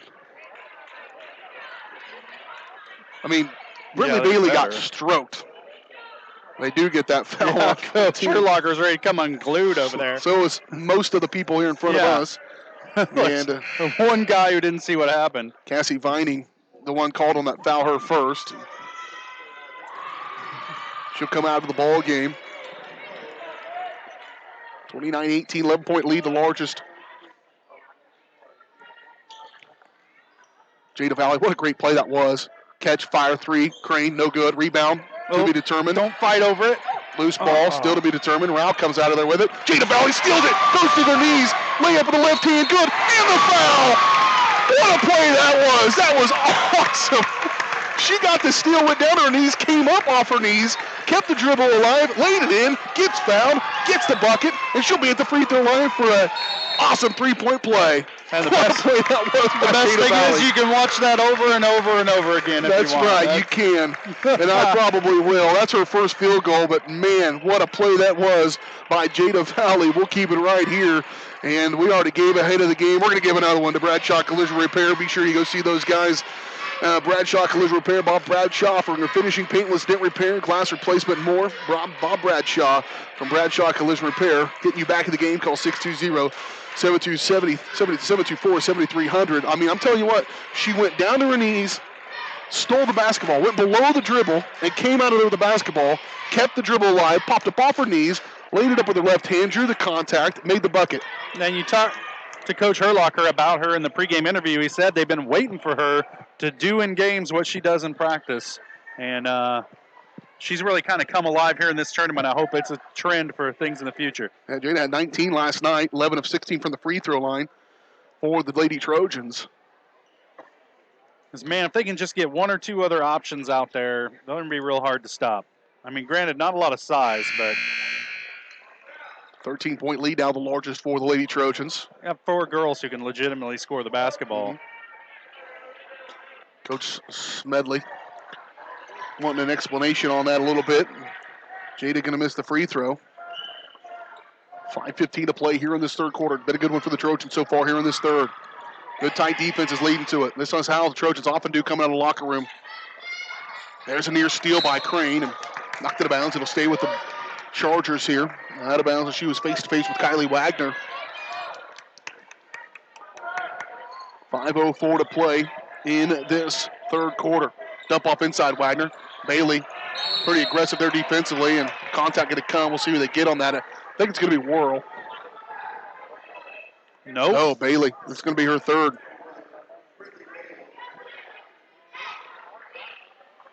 Thought maybe they would get Worrell from behind. They get it on Bailey, her third. At the free throw line is Wagner. She'll miss the first one off the back iron. She's 1 out of 3 now from the free throw line. Sands will sit down. Bailey will sit down. Kinsey Smith comes in. And J.C. Murphy comes back into the ball game for the Trojans. Here's a second one from Wagner. Up. That one's good. It's her first point. 5:02 mark of this third quarter. Snaps a run by the Trojans. She's got about 15 rebounds, though. 7-0 run to start this third quarter for the Trojans. They start the second half like the Lady Chargers started the first half. They started the game, did Cherryvale, on a 7-0 run, and Lady Trojans had to dig out of that hole. They've done that and then some here in this second half, and ball knocked it out of bounds. It'll stay with the Trojans here with 4:43 to play in this third quarter.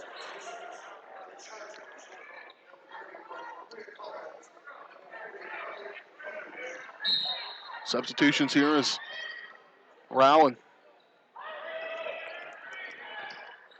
Along with Wagner sit down. Here's a three by Crane. Bouncing around, no good. There's Valley. She'll put it back up, no good. Loose ball. Valley was out of bounds and came in and grabbed it. You got quick hands. Yep. And it's going to go back to the Lady Chargers here with 4:31 to play in the third quarter. 31-19. Trojans are going to go to full court pressure here on the Chargers. As Umbarger going to throw it to the floor, out of bounds. That was a pressure defense play there. That full court pressure caused that, and it'll go back to the Lady Trojans. I think that full court pressure, they don't have any tremendous ball handlers. They've been able to get it up and down the floor pretty good, but Trojans maybe stick to that pressure just a little bit here. Here's Valley, blows past the defender, layup with the right hand, good. They lost her. 33-19. Trojans going to stay with that pressure into backcourt. Umbarger going to get it across. They will break that press finally and bring it up there. Trojans in the zone. Poole with it on the left side. Over there, they'll switch. Top of the key. Here controlling for Monroy. Her first minutes. Loose ball. Kinsey Smith comes away with it. She'll throw it up for Valley. Valley bringing up the floor. Nearly lost it. Now she'll have to pull back, I would say. Reset this off. 3:40 to play. Into the third quarter. It's been a dandy for the Trojans. Sydney Crane will push over to the left side.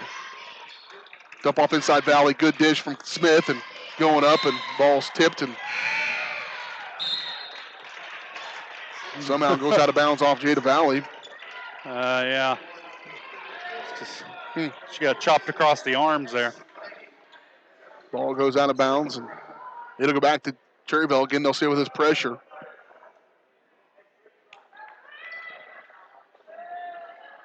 .328 to play in the third quarter. 33-19. Girard Lady Trojans try to win a third consecutive Wilson County Classic Championship.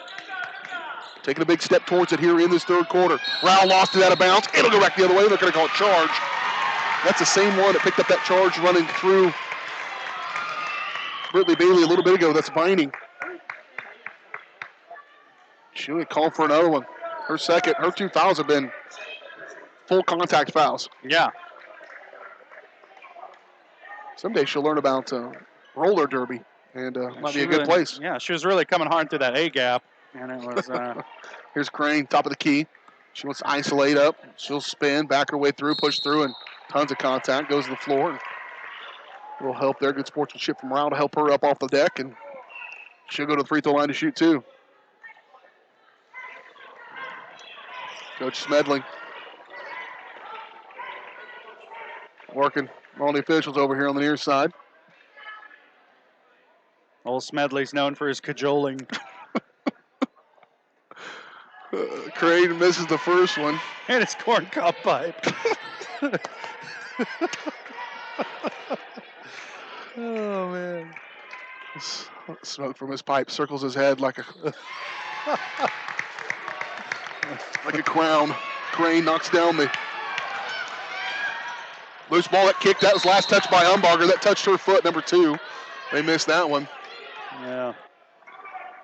He's about to get it. Get the camera zoomed in there on old Smedley. He's going to earn it. Crane missed the first, made the second. 34-19. Trojans' largest lead now is 15. Chargers with it on the right side. 3:04 to play. Rao nearly loses it. Loose ball stolen away by Murphy. Just took it right out of her hands. JC coming from behind. Good night. And it's going to be knocked out of bounds. Last touch by the Chargers. It's turned into a bit of a rough and tumble affair here. Into the ball game going to come Kylie Wagner. Gives him a little bit of size down inside there, and she'll replace Mariah Monroy. 2:54 to play. Inbound whirl, catch, fire, 2 on the way. Good. Drake on a 2-point shot there. She's had a pretty good tournament for her. Trojans continue to grow this lead. Stolen away. Whirl again, then they threw it away. A little too much vinegar there. Got to settle down a little bit. Don't get too excited. Missed an opportunity. Valley was expecting Kinsey Smith to release down the floor, and she just didn't. Good night. I'm telling you what. When you call a game the way they've called it and let this physicality happen, that's the kind of things that happen on the floor. You got to do it before the third quarter of a game. Yeah. And both girls shaking up a little bit, J.C. Murphy and Rao. The worst thing is somebody's going to get called for a foul, just depending on who it's going to be. Well, they're talking about how they're going to they're call a jump ball. Sure. What makes the least sense in this situation? We'll call a jump ball. Well, they didn't know what to call, and both got tangled up and got ripped to the ground. Rao will come out of the contest. She's shaking off. I think her head hit the whole deck a little harder even than J.C. Murphy. And Jada Valley going to check out of the ball game, 36-19. Alternating possession in favor of Lady Trojans with the help of the entire cheering section. Yeah. Crane to the backcourt. Tossing over there. Working against Umbarger. Step through both of them. She'll put a little runner in the paint. No good. And rebound pulled out of there by the Chargers. 2:14 to play. Drop the hammer down if you're the Lady Trojans. Can't have too many open frames. Just put this thing away here in this third quarter. 2:08 to play in it. Top of the key for Umbarger. Get on her. She'll cross over. Walked with it. And a foul going to be called on J.C. Murphy. Yeah, I guess, you get the Euro step and then the North African step and then the Lebanese step. And then after that, it's traveling. JC will pick up her. Do they get it on JC?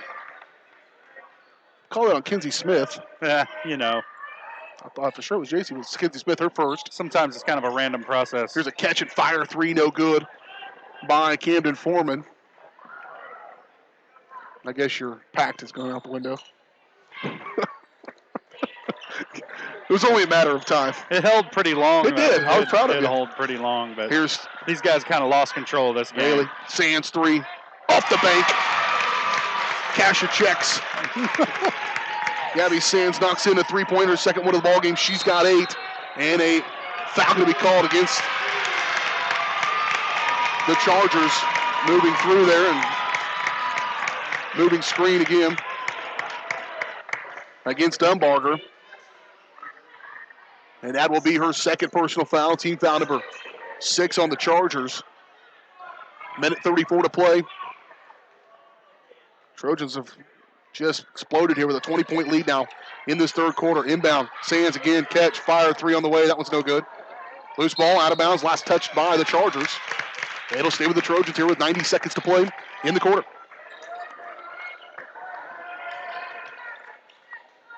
Sands to inbound. Gabby's had a fantastic ball game, both defensively and a couple of threes have helped her offensively as well and helped the Trojans. Cherryvale has 1 point. There's Sands again, shot no good. And rebound pulled out of there by the Chargers. Double dribble. Back outside for Poole. Get it down inside for Carly Hughes. Back outside to Poole. Guarded by Sands. Down inside, stolen away, jump ball. It's in favor of, should be in favor of the. There's a Yeah, there we go. Well, there's been a little battle going down inside between Kylie Wagner and Brittany Bailey throughout most of this ball game. It's funny because last night during that Caney Valley Girard girls game, or Girard boys game, I thought for sure that somebody was going to get a technical foul in that game, and nobody did. And now here we are in the girls championship ball game, and a 20-point difference, and we get one.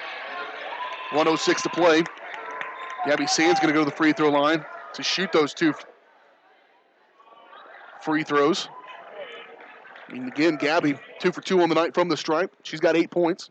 Chance to get the double figures here from the charity stripe, and knocks down the first one. Somebody needs to adjust the sound system here. Yeah, that one's no good. I wouldn't have shot until the annoying bass hum went away, but, it's just There me. it is. Makes the first one, miss the second one. Grows that lead to 21 now, the largest of the game. And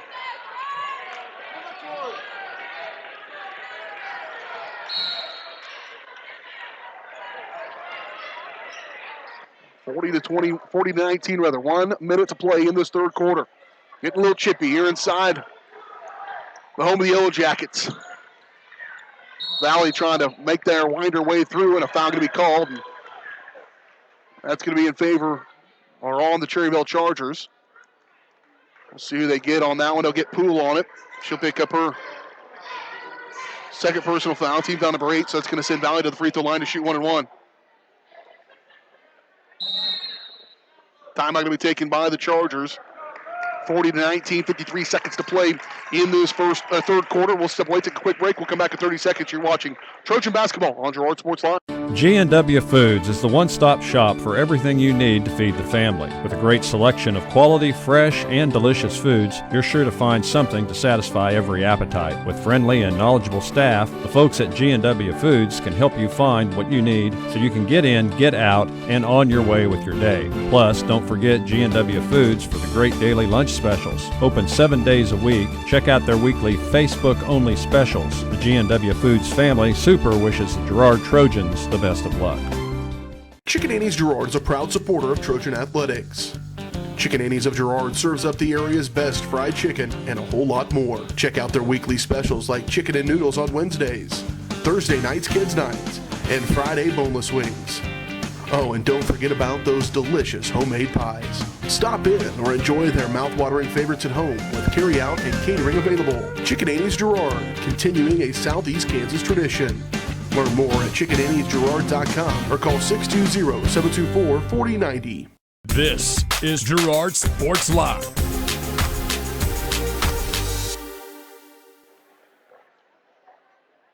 Jada Valley shooting a 1-and-1 here. Miss it. First front side of the 1-and-1. A foul going to be called on Brittany Bailey, her fourth.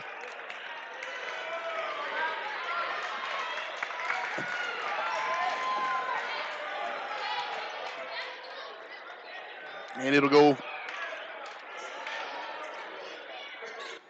back to the Cherryvale Chargers here. Jada had a pretty good night shooting from the free throw line. Last night went 11 of 16, but 0 for 2 so far here today. On the left side. And Brittany will just take an early seat. Well, her dad informed me that she's got family listening in Rogers, Arkansas and Pratt, Kansas. So we appreciate you guys for watching. Unfortunately, you're going to get shortchanged a little bit here. Get short of a quarter anyways, as she will take a seat and foul out with 2 points. Bailey, pretty good ball game in the game number 1. Only 2 last night, and she had 9 in the first game of this tournament. The Trojans need to take care of the basketball here from here on out because rebounds with Brittany off the floor are going to be hard to come by. You're right. They were hard enough when she was on the floor. 31.6 seconds to play. Here's Poole. She'll drive. Kick on the right side for Umbarger. She wants to penetrate. Step through. Shot up good. And all of a sudden that presence isn't there, is it? No. 40 to 21. Gabby trying to direct traffic. Trojans just trying to break this pressure, and Jada will shake and bake, get past there. She'll go up. Ball's loose, saved, loose, now still loose, and now foul on Drake Worrell. Drake, you can't reach.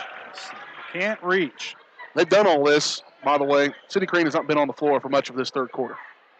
And Trojans have been able to grow this lead and keep it going without Sid on the floor. And they're going to get through this final 3 seconds without her, and I bet she comes in a lot. Here's Umbarger. She'll fire one off. Nearly went in. That would have been a big momentum booster for them, but instead the Trojans have a really good quarter. There's only one field goal made by the Chargers in that quarter. They only had 3 points for the Trojans. They grew their lead up to as many as 21. Right now they lead by 19 as we head into the final quarter of play from the Wilson County Classic, the championship game on the girls' side. Talk about this final quarter next here on Girard Sports Live. Thanks to your support, Kenora Eye Care has expanded. With double the space, they offer more exam rooms, larger optical selection, and extended hours to fit your schedule. And with the latest technology, they can quickly diagnose any eye-related issues. All patients are welcome at Kenora Eye Care, the clear choice for your family's vision. If you're in the market to buy or sell a house, land, or commercial space, look no further than Lehman Realty. Locally owned and operated, Jason Lehman and his staff are ready to meet the needs of every client. When it comes to your listing, you can trust that Lehman Realty will take the time to get to know you and your property. Lehman Realty is a proud supporter of Girard Trojan Athletics. Learn more at www.lehmanrealty.net or call Jason at 620-724-8020. This is Girard Sports Live.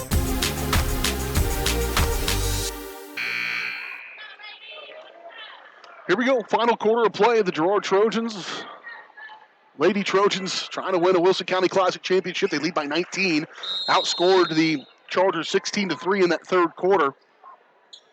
And did it without mostly the services of their leading scorer, Sydney Crane, who checked out that ball game kind of 2 or 3 minutes into it. And Trojans kept building on their lead here over Cherryvale. Chargers will have the balls that come out of the timeout, and JoJo Ferguson going to get called for the foul, even though she had possession of that basketball for a second. No, yeah. Are they going to call it on Chargers? They do. Yeah.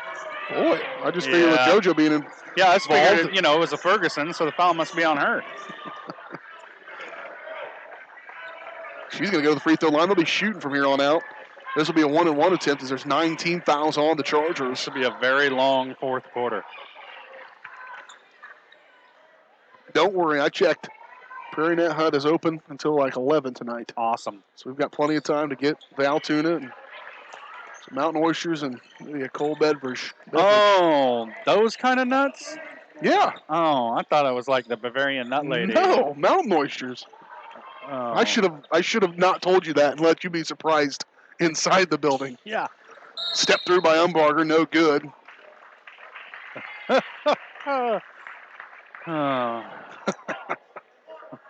They do have peanuts on the deal, and you put them on the floor. You just eat them and throw them on the floor. That's that kind of joint? It's that kind of joint. Right on.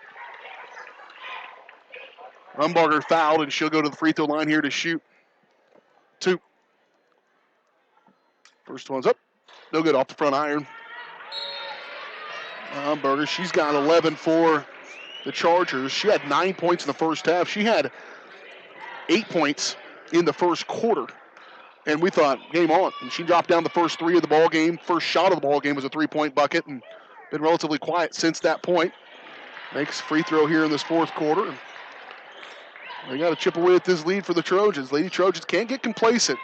Full court pressure going to be applied here as they'll break the press up for Smith. Trying to go backside for Valley. What a gutsy pass there, and shot no good. Loose ball, and foul going to be called on Lady Trojans. Trojans got to be careful not to get too sloppy here. It looked good because it worked from the pass from Kinsey Smith, but not necessary to make a big pass across the lane to the backside there. Yeah, the Trojans are going to be playing with freshmen here if they can't stop fouling. That was called on. They called that on Valley. It stops the clock. I mean, just so many bad things here. Her second foul. Front side of the 1-and-1 up and good. Camden Foreman at the free throw line, her first points of the ball game. Lady Trojans outscore the Chargers 16-3, held them to just 3, just one field goal was late in that third quarter. Shot no good. And a good defensive effort there and a block shot by JoJo Ferguson. We've got to get the rebound on that missed free throw, and they do not get it, and it'll stay with.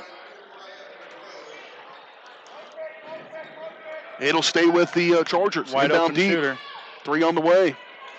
No good. Trojans with position down low. Sydney's going to have to get in there and play a little post because with Brittany Bailey fouling out of the ball game. And remember, Kaylin Flaherty, the starting post player down inside, torn ACL, and so they're thin at post for the Lady Trojans. Now they want to run a little time off the clock. Valley trying to shake off Umbarger. Over to Crane on the left wing. Sydney will pull back. 6:46 to play. She'll cross over. Sydney stepping through. Push up with the left hand. No good. Rebound Ferguson. She'll put it back up. She's fouled. She'll go to the stripe. Good effort. Crashing the boards there for JoJo Ferguson.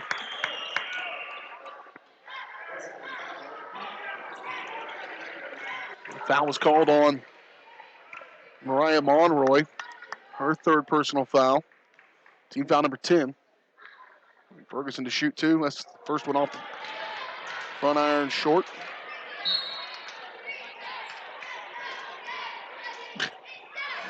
They had her with 2 fouls, then with 1 foul, now with 3 fouls. Yep. I have her down as 3. Yeah. Ferguson. I'm trusting you. Well, thanks. Yeah. 0 for 2 from the free throw line. Finally gets one to go here. 41-23. 6:36 to play in this third quarter. They'll bring it across the timeline. Not yet. Crane going to fight with it, trying to bring it across the timeline. Trojans still fighting. That clock is still ticking. Sands will step back. Fire 3, good! Gabby Sands has 3 threes in this ball game. Shooting the ball as well as she has her entire career. And the Trojans lead back up in front by 21. That matches their largest lead of this ball game. Other end of the floor, they go. Shot no good. Give it wide open and good not to foul there. Position was picked up by Mariah Monroy, and she got it to go. Trojans led by as many as 21. Here's Ferguson. She'll go up.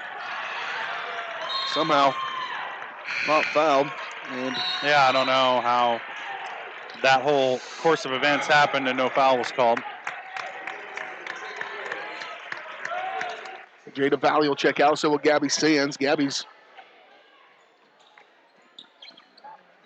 nomination for player of the game for us. Up in front. They'll get it past. Off the right side, kick, top of the key. Wide open 3 again from Camden Foreman. Shot no good. J.C. Murphy says, I'll go in there and get that ball. She gets tangled up. Jump ball in favor of the Chargers.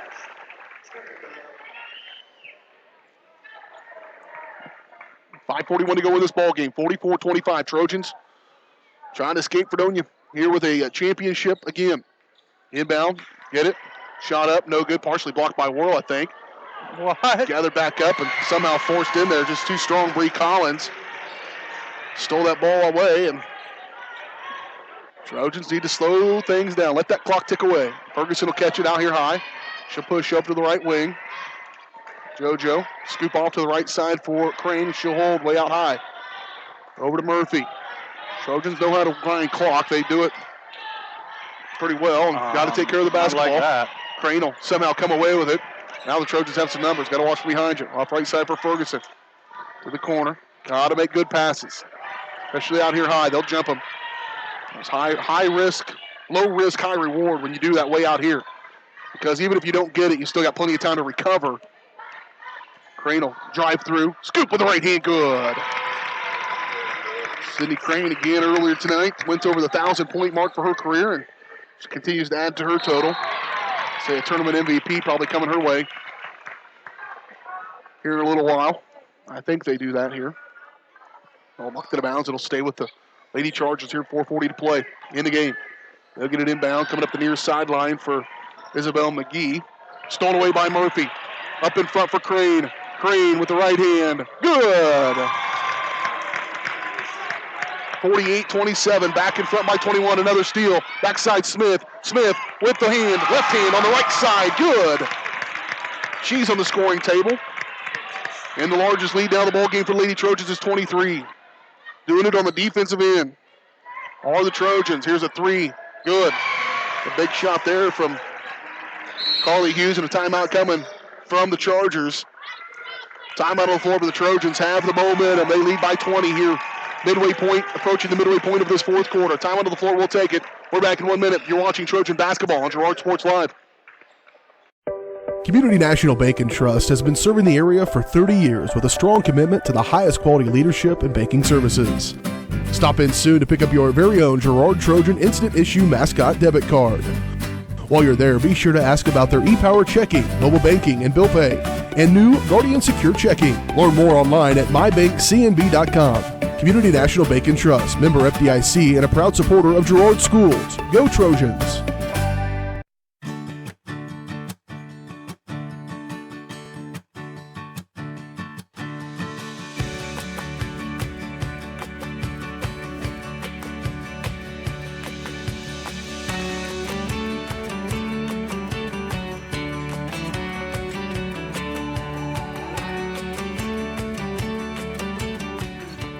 For all your insurance and financial service needs, call your State Farm agent TJ Belcher in Girard today.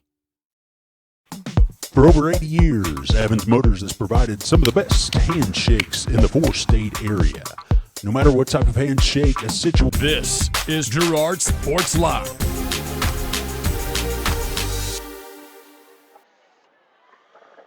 (50-30), Lady Trojans lead by 20 here and have the basketball with 4:06 to play in this game. Trojans trying to win a Wilson County Classic championship.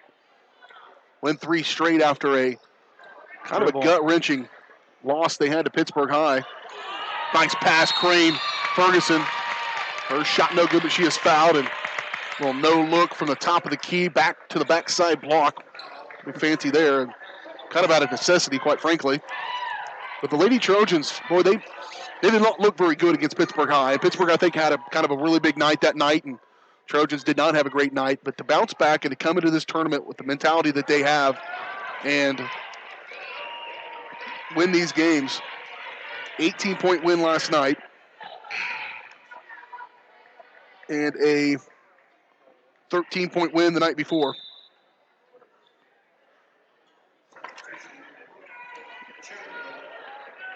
And now, right now, with a 20-point lead, Ferguson missed the first one.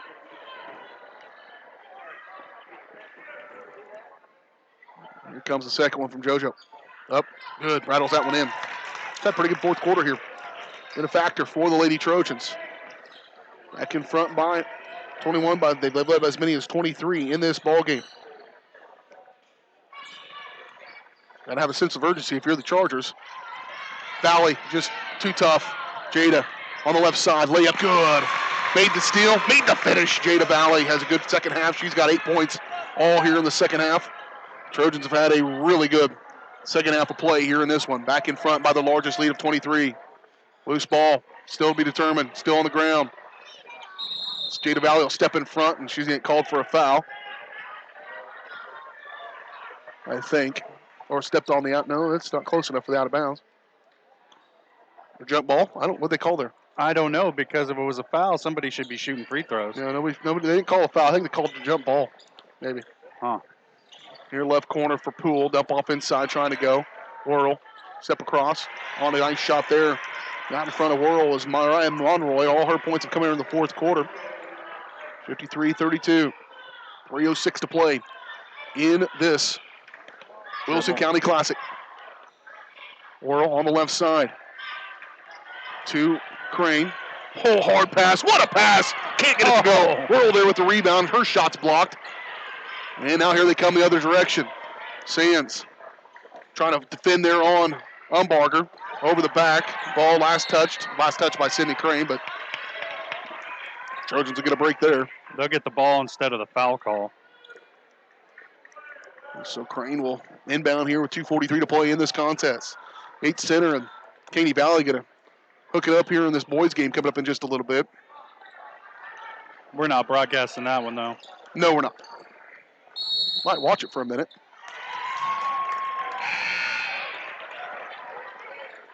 Is that a 5-second call? What was that? 10-second call. 10-second call?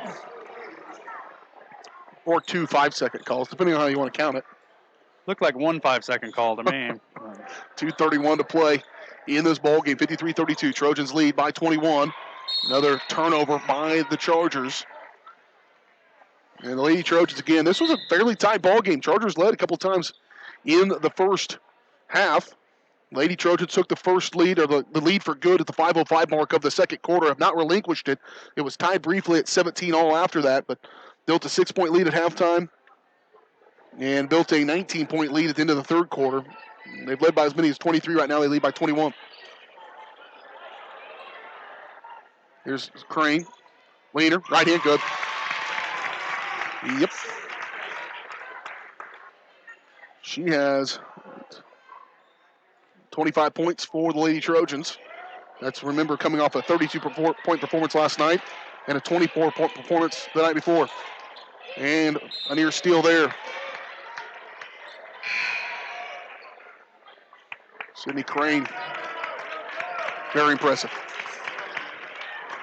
JoJo gets a hand as she heads to the bench. As she should. Good fourth quarter. There's a three left well short. Valley.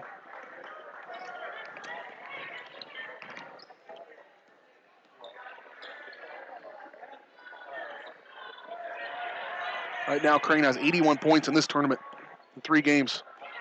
80, almost 83. Left that one short, 55-32. 90 seconds left to play in the Wilson County Classic. Lady Trojans. Three-peat here from this tournament. Valley, quick hands. You talked about them earlier. They are fast, lightning fast. Comes in there and punches that ball away. Crane going to bring it across the floor. Kick out. Sands, another three on the way. Good! Gabby Sands knocks down another three, her fourth of the ball game. She likes that spot right over here, too. And looking at the scoreboard, she also has no fouls. That's crazy. And she's played defense on the two best players, two best players all night long. I'm not that I think she should have a bunch of fouls, but she just gets after it defensively. And to finish a game with no fouls and 15 points, I mean, not your usual night for Gabby Sands, that's for sure.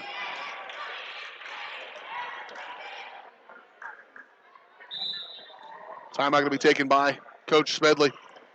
57.2 seconds to play here, 58-32. The 30-second timeout, we'll keep it right here. Trojan men picked up a third-place finish earlier this afternoon. 71-53 winners in their game over Cherryvale. And we're back in action coming up on Tuesday as the Trojans welcome in the Baxter Springs Lions to Ted R. Taylor Gymnasium. It'll be good to play at home. Yeah. Good to be home. I don't know, man. This is a pretty nice little setup here. We got a lot of room. We do have room. Soft chairs, too. Soft chairs. What if they let us take these chairs? Mezzanine. Set everything up on. I mean, you know. But it's Ted R. Taylor Gymnasium. It is. Yeah, it is. With the power trio behind the curtain. Yes. It's hard to beat. Is that the name of the band? No, that is a good name for a band. There's like 5 of them, though, so. Behind the curtain? No, I thought the power trio. No, behind the curtain. Oh, yeah, they should be behind the curtain. A couple of them here, I saw them as they walked in here. Shot up and good by Monroy. She had a pretty good fourth quarter.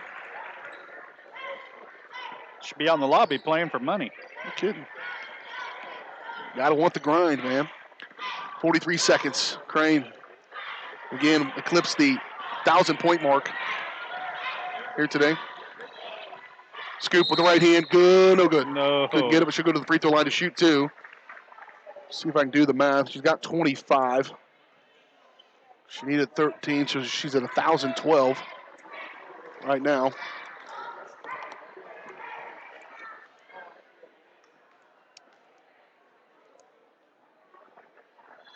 First one's up and good. She's gone 3 out of 5 for the free throw line here, all here in this second half. And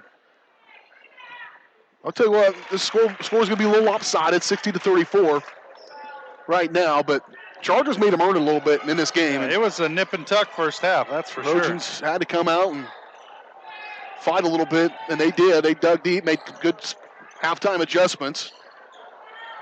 And there's Jada Valley, another steal, helped out by Gabby Sands. Trojans' aggressiveness on-ball defense has been tremendous here in the second half. 12 seconds, 10. Valley on the right side. And I'll push off for Murphy.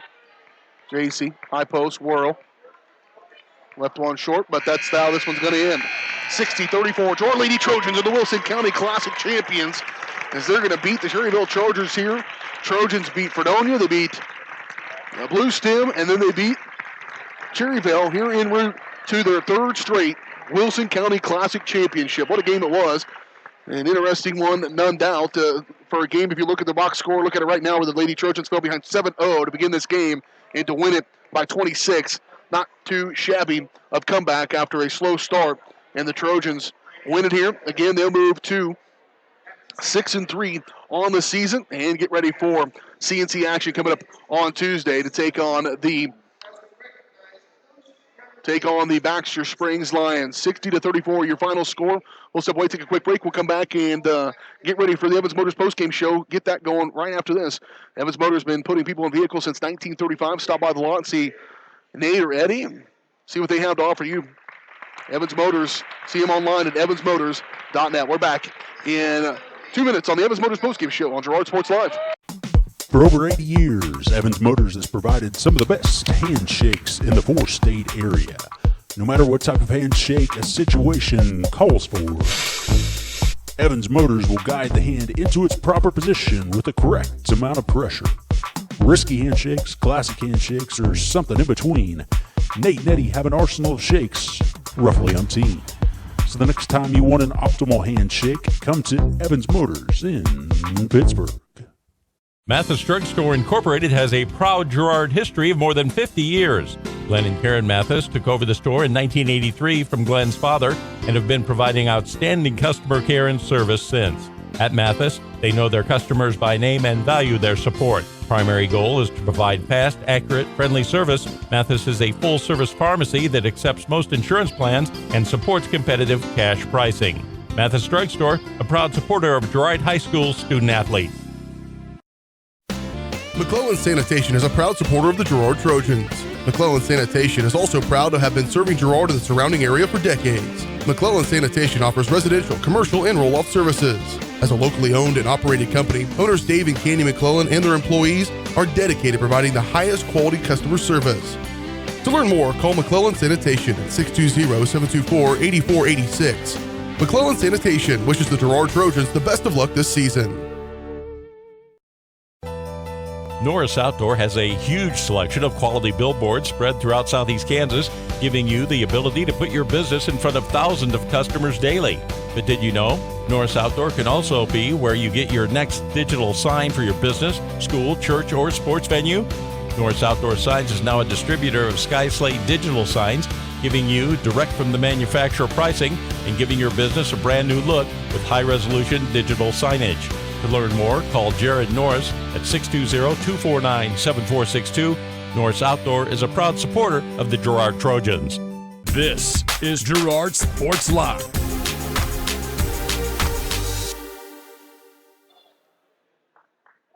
Back here to the Wilson County Classic. We'll begin to wrap things up here from Fredonia. The Girard Lady Trojans victorious here over the Cherryvale Chargers 60-34. And Lady Trojans going to go to center court here and be awarded their championship trophy.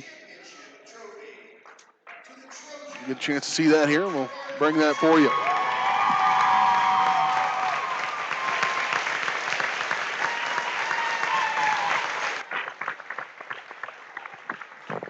Really a very good effort all around for the Lady Trojans in this tournament. Again, double-digit victories in each of their three ball games, and they are three-time Wilson County Classic champions here as they pick up the win over the Cherryvale Chargers again here in this one.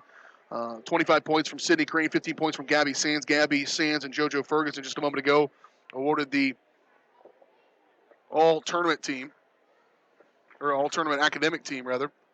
And Lady Trojans again picking up their third straight Wilson County Classic Championship. Player of the game brought to you by Brokop Construction. If you're in the market for a new home, be sure you call our friends there at Brokop Construction. They specialize in new home construction. Learn more to get a free estimate. Call Matt Brokop at 620-687-2381. It's tough on a night where Sydney Crane went for 25 points and went over 1,000 points to not give her the player of the game, and I'd say we do, but we're going to do two players of the game because that's our prerogative. We can. Gabby Sands, What a ball game she had as well. 15 points for her, and to do what she did on the defensive end as well. No fouls. Between those two players with no fouls. Yeah. So good in this ball game. And congratulations to both those girls. They no doubt successful to get this win. And the Trojans are going to get the win on the Wilson County Classic. Take a look at your final stats. Final stats brought to you by our friends at Westridge Assisted Living, allowing seniors to remain active and enjoying their daily lives in a worry-free, stress-free environment. Stop by and see Kathy in Girard to learn more about what Westridge Assisted Living has to offer your loved ones. First up for Cherryvale, just one girl in double figures, 12 points from Lexi Umbarger. Unless, again, she had 8 of her 11 in the first quarter. 12 points for the contest. 6 points from Allie Poole, 6 points from Mariah Monroy, and then 3 points from Carly Hughes, 2 from Bree Collins, 2 from Kylie Wagner, and 1 from Camden Foreman for the Chargers. For the Lady Trojans, 25 points from Sydney Crane. Again, she'll finish with 1,012 points. Right now is where she sits for her career. Congratulations to Sid. She's been a huge contributor and a big part of a state championship in basketball and a state championship in softball as well last spring. 15 points from Gabby Sands, as we just mentioned, as well. 8 points from Jada Valley. Had a tremendous tournament as well. Wouldn't be surprised to see her out there here in just a moment on the all-tournament team. 6 points from JoJo Ferguson. 2 points from Kinsey Smith. 2 points from Drake Worrell. And 2 points for Brittany Bailey for the Lady Trojans. Here in this one, JC Murphy going to get all-tournament team selection as well in this tournament. Lady Trojans, again, they moved to 6-3. I said Jada Valley. I would be surprised if she got it. Yep. I was hoping that she was going to make it because she had one heck of a tournament. She did. Jada, again, 8 points today, 19 points last night with 11 of 6 from the free throw line. And then in the first game of the tournament, she was held scoreless, but really got going here in these last 2 ball games, enough to be on the all-tournament team. And so you've got those girls out there, a couple of seniors for the Lady Trojans, and then the freshmen out there with them. And so congratulations to those girls. 3 from the Trojans on there. There's been a lot of Lady Trojans who have been all-tournament team selections here at the Wilson County Classic, and those 3 more than deserving. I thought JC just gave them such a spark when she got out there. Her leadership and her feistiness just kind of wills them to do things. And Coach said after the first start of that Fredonia team, again, they were trying to exercise some of the demons from that Pittsburgh game. He said she comes to the bench and goes, that's how you play Lady Trojan basketball. Remember, she's been playing since a freshman along with Sydney. Those girls were parts of those teams that ended up winning a state championship a year ago, and they know what it feels like to play it at the level that you need to play it. And that, I think, helped them, motivate them to get to where they are right now as the Wilson County Classic champions. Again, they win it here tonight, 60-34 over Cherryvale. We'll step away, take a quick break. We'll start to wrap things up here from the Wilson County Classic. Let Coach probably have his time with his girls, and we'll close things out here tonight from Fredonia. We're back in 2 minutes. You're watching Girard High School basketball here on Girard Sports Live. Norris Outdoor has a huge selection of quality billboards spread throughout southeast Kansas, giving you the ability to put your business in front of thousands of customers daily. But did you know? Norris Outdoor can also be where you get your next digital sign for your business, school, church, or sports venue.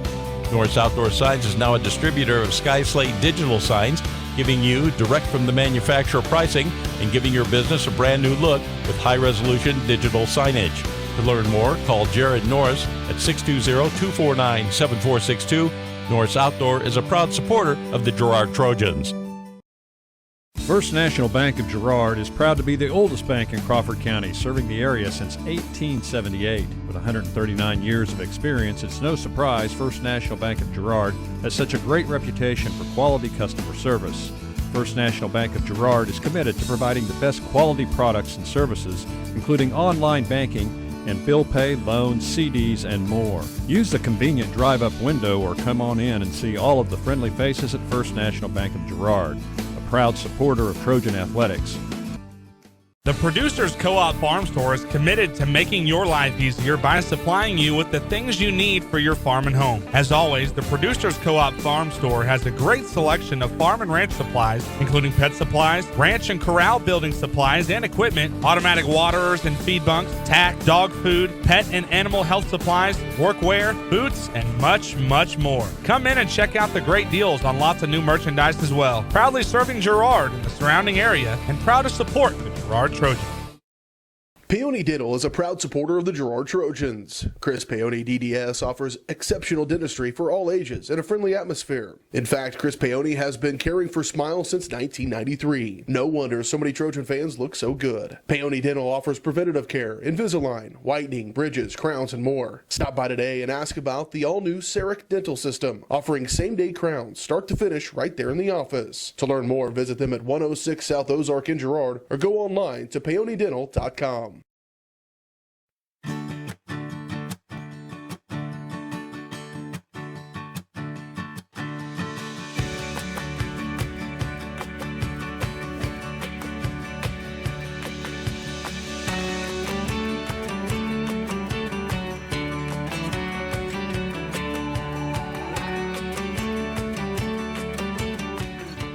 For all your insurance and financial service needs, call your State Farm agent TJ Belcher in Girard today.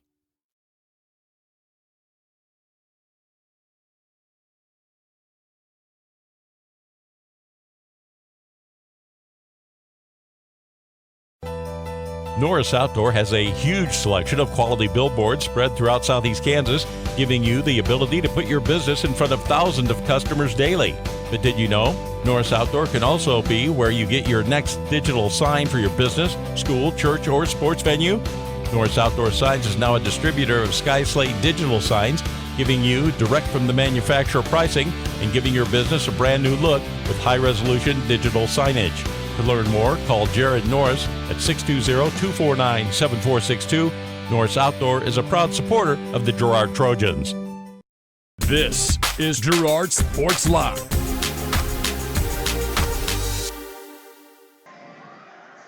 Welcome back one final time out here to the Fredonia High School gym, the side of this Wilson County Classic. Girard Lady Trojans victorious here over the Cherryvale Chargers 60-34 to get the Wilson County Classic Championship. Joining us now, the head coach of the Girard Lady Trojans, Brad Herlocker. His interview is brought to you by Community National Bank and Trust, serving the area for over 30 years. Stop in soon to pick up your very own Girard Trojan Instant Issue Mascot Debit Card. Community National Bank and Trust, a proud supporter of Girard schools. Learn more at mybankcnb.com. Coach, boy, what a good game for your girls coming out in this contest, and three really good games really for you guys here at the Wilson County Classic. But we'll talk about this Cherryvale game. Kind of a sluggish start. Fell behind 7-0 early. Thought your girls responded pretty well to kind of stop that. The best way to get out of a hole is to quit digging. They did that, and then really started to pile it on there in the second quarter. And then you said you challenged them at halftime. They responded. Yeah, we came out. We weren't ready for the physicality. I talk about it in the pregame, but, they had some big girls and some size on them and some range and stuff and pushing and shoving. And, lots of nights that's going to be a foul. Tonight, the officials kind of let us play. And so at halftime I said, hey, girls, they're going to let us play. So you need to come out and play. You need to be physical and get after them. And I thought the girls responded really, really well. Yeah, the girls did come out in the second half, and a couple of obviously things to highlight.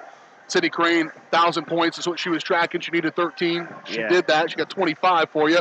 But it was a point. She was focused on, I think, a little bit in that first half, but focused in a good way because she went right to work. Yeah, well, we were struggling to score, and it gets really simple when you're struggling to score. You just go ahead and have your best scorer go to work. How about that? And I'm not a very smart man, as Forrest Gump would say, but can't say enough about Sydney Crane. She could have had a lot more points along with the kids that graduated last year had they been on a team by themselves.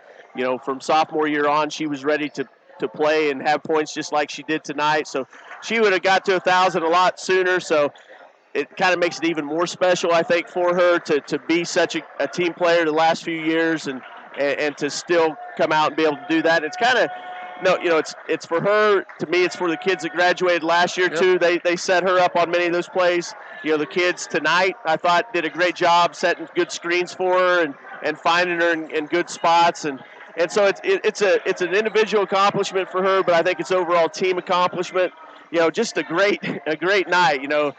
This is what I love about sports. A week ago, we were in a valley, as big a valley as you can get, or as big a valley as I felt like I've been even in my coaching career, as far as how I felt like we performed. And, just very proud of the girls, and hopefully they build upon what they did here at this tournament, because they're capable of coming out and being aggressive like they did tonight, every night. Yeah, we had a bit of a debate here. It was tough on a night where Sydney Crane goes over 25 and goes to 25 and goes over 1,000 points of who we're going to give the player of the game to. But there was a little bit of controversy because Gabby Sands, probably her best game as a Trojan. Yeah. She was the defender on their best players. She didn't have any fouls in this ball game and had 15 points on 4 3-point attempts. Probably the best player I've seen her in her career. Well, and the critical piece to that is, you got Sydney, and we know what we get in Sydney every night. Jada Valley's kind of coming on a little bit, and she's becoming a threat. You add in another kid that can shoot the three as well as she is, and some of our other kids. And they didn't try to force anything, but within our offense, took nice, good, high percentage shots and made them. It's all coming around, and just couldn't be more pleased with the way the girls are playing right now. Yeah, the key to the Wilson County tournament always is how well is it going to set you up to get into CNC conference play. No rest for the wicked, as you're going to have a Baxter Springs team that I think is probably much improved from the first time you guys saw them earlier in the season. What do you expect of that game coming up on Tuesday night? Well, they're always going to be well coached. He does a good job, and they've got one of the best players in the state, and the Barnes girl, I think, and then they've got some kids that go around her and do a good job. I felt like we kind of shell-shocked them in that game. I thought, I think we're quite a bit better now than we were then, and I'm sure Baxter will be as well. Really, it's a tough matchup to start out with in the CNC, but it'll sure give us a look at where we are. All right, congratulations. 3 straight Wilson County Classic Championships. A good one here tonight with a win over Cherryvale. Appreciate your time as always, Coach. Good luck. Thank you. Hey, Coach of the Girard Lady Trojans, Matt Herlocker, joining us here on the Evans Motors postgame show. Lady Trojans victorious here over the Cherryvale Chargers from this tournament, and they have 3 double-digit victories in this tournament to get the win. Trojan men got a third-place finish earlier tonight as they had a 71-53 win in their game over Cherryvale. 32 points from Caleb Muya, 13 points from Evan Troike, and 13 points from Carter Doherty for the Trojans. The 3 leading scores for them. Lady Trojans here tonight. Again, 25 points from Sydney Crane, 15 points from Gabby Sands, 8 points from Jada Valley, the 3 leading scores for that ball game. Josh, all in all, a pretty fun tournament. Obviously would have liked to stretch this thing out instead of having 3 straight trips to Fredonia, but they've done a good job with it all in all, and good to have this one in our back pocket, ready for CNC play. Yeah, it's good to see. You saw some positives from both sides, although you'd like the boys to have been in this championship game here tonight. But we saw some role players really kind of come into their own for the Trojan boys and really show up to play. I mean, you know what you're going to get out of Caleb, but same thing on the girls' side. Yeah, exact same thing. Exactly. You have your 2, Caleb Muya. You know what you're going to get him. City Crane. You know what you're going to get out of them. But who else is going to step up? And I think we saw that in this tournament. Hopefully, it'll set them up for CNC play, because this thing's going to escalate pretty quickly. CNC play goes, and then you start getting a sub-state. You're at the midway point of the season right now. You got to be playing your best basketball come sub-state. Both these teams are going to be in very winnable sub-states. So if you're playing your best basketball, you get yourself punched into the state tournament, and at that point, all bets are off. Anything can happen. Yeah, and what a difference a week makes. At the end of last week against Pittsburgh High, like Coach Herlocker was saying, just a huge valley. It was hard to see the light at the end of the tunnel, but now coming out of this tournament, I'm really excited about the development we've seen out of Jada Valley, and if she can keep that going, the Trojans are going to be a very hard team to beat, both in league play and then when we move on to the sub-state playoffs. So a lot of encouragement for Girard faithful here coming out of this tournament. Super proud and super happy for all the support we've gotten on Girard Sports Live. Tons of good supporters. You heard all those sponsors. We had a great followers here today.